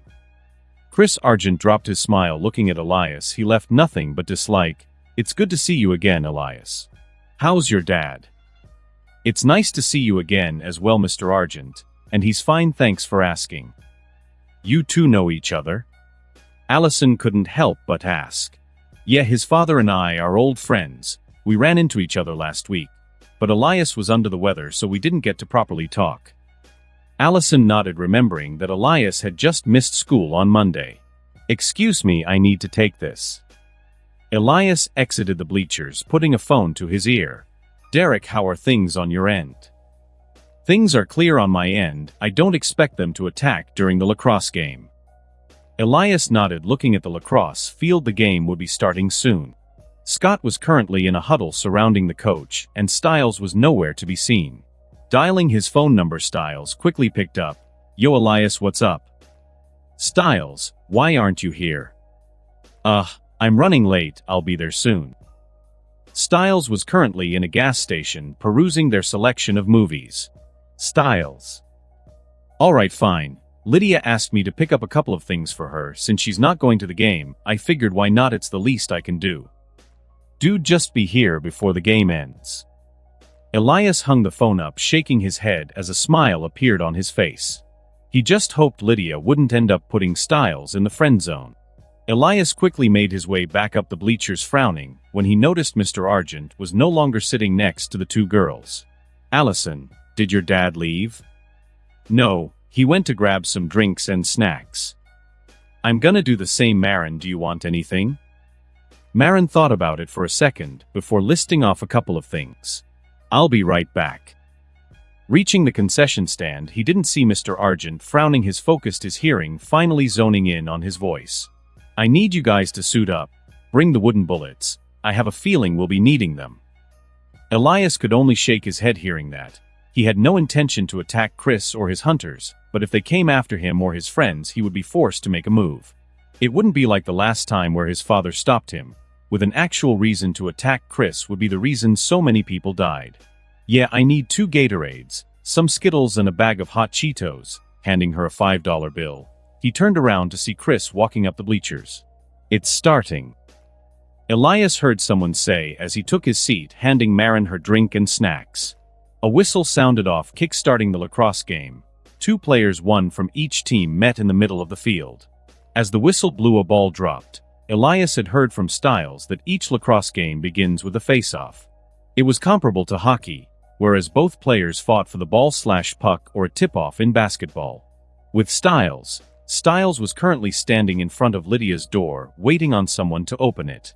Looking at his phone, he quickly sent Lydia a text saying he was at the door. The door opened as Styles almost fainted seeing Lydia open the door wearing an all-pink short pajama set. Lydia reached for the bag. Opening it, she found everything she asked for. Pulling out the movie Mean Girls, a smile appeared on her face. "OMG, thank you, Styles. You don't know how bored I was." Lydia leaned over, giving the frozen Styles a quick hug. Styles quickly realized he was hugging Lydia, doing his best not to pop a boner. He quickly stepped back. "Lydia, I have to go. Enjoy the movie." "Styles, are you sure you don't want to stay? We can watch Mean Girls and cuddle in my room. My mom's away on a trip." Styles paused, hearing that. Turning around, he couldn't help but look Lydia up and down. Honestly, she looked amazing. Her light makeup did nothing but add to her beauty, as her red locks flowed down her back, adding a bonus effect to the pink pajamas she was currently wearing. Biting his fist, Styles looked from his car to Lydia. "Lydia, you don't know how much I want to say yes right now.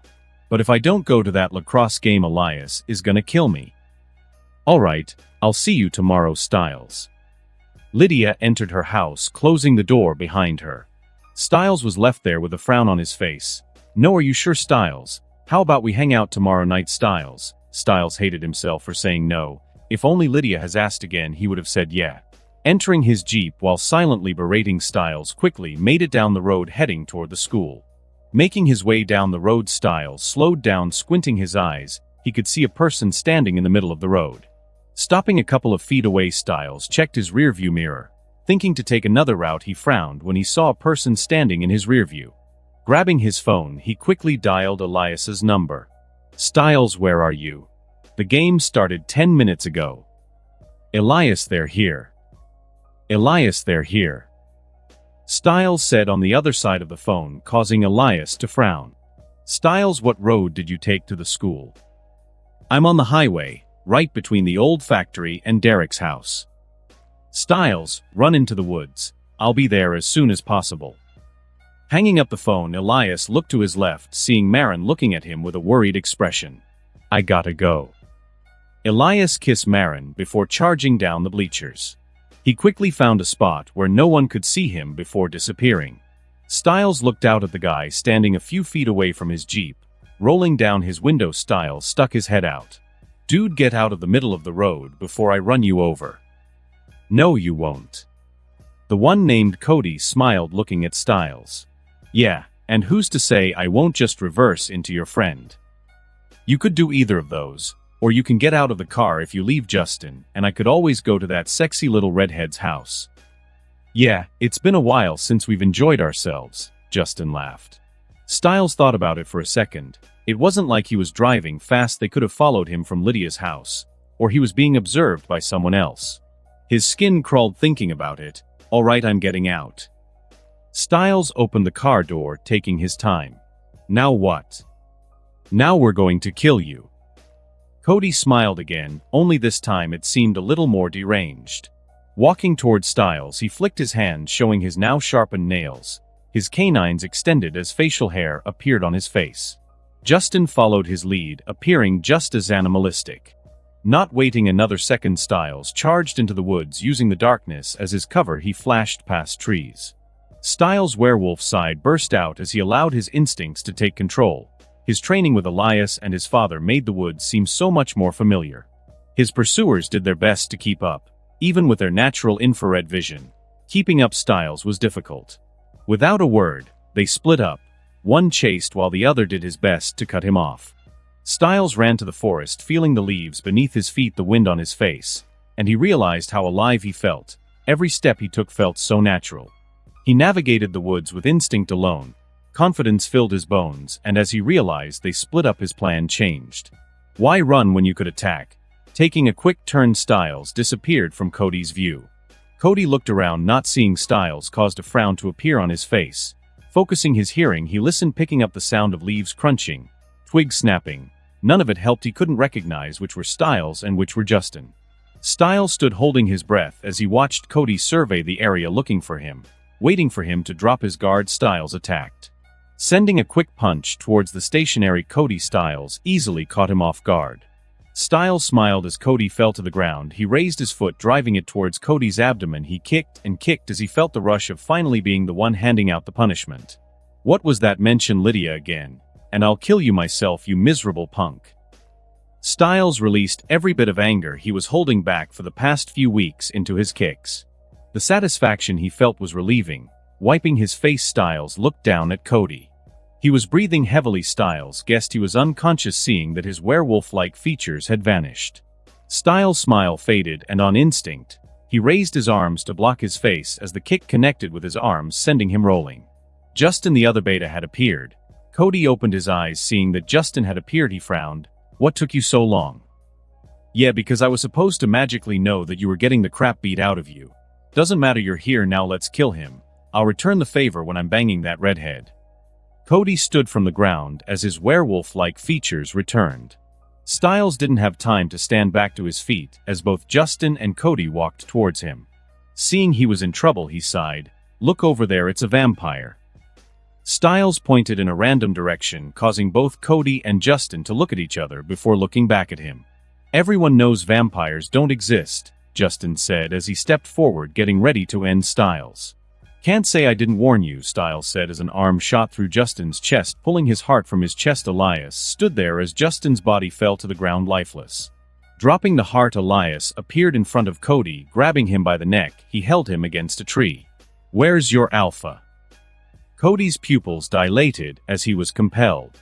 "I don't know, he never told us where he would be." Cody frowned, hearing himself answer the question. What's going on? What are you? Styles rolled his eyes, hearing that question. Elias, when you're done with him, I want to be the one to end his pitiful existence. Elias frowned, hearing that, but turned his attention back to Cody. How do you get in contact with your alpha? He always contacted us. What's his name? He told us to refer to him as Alpha.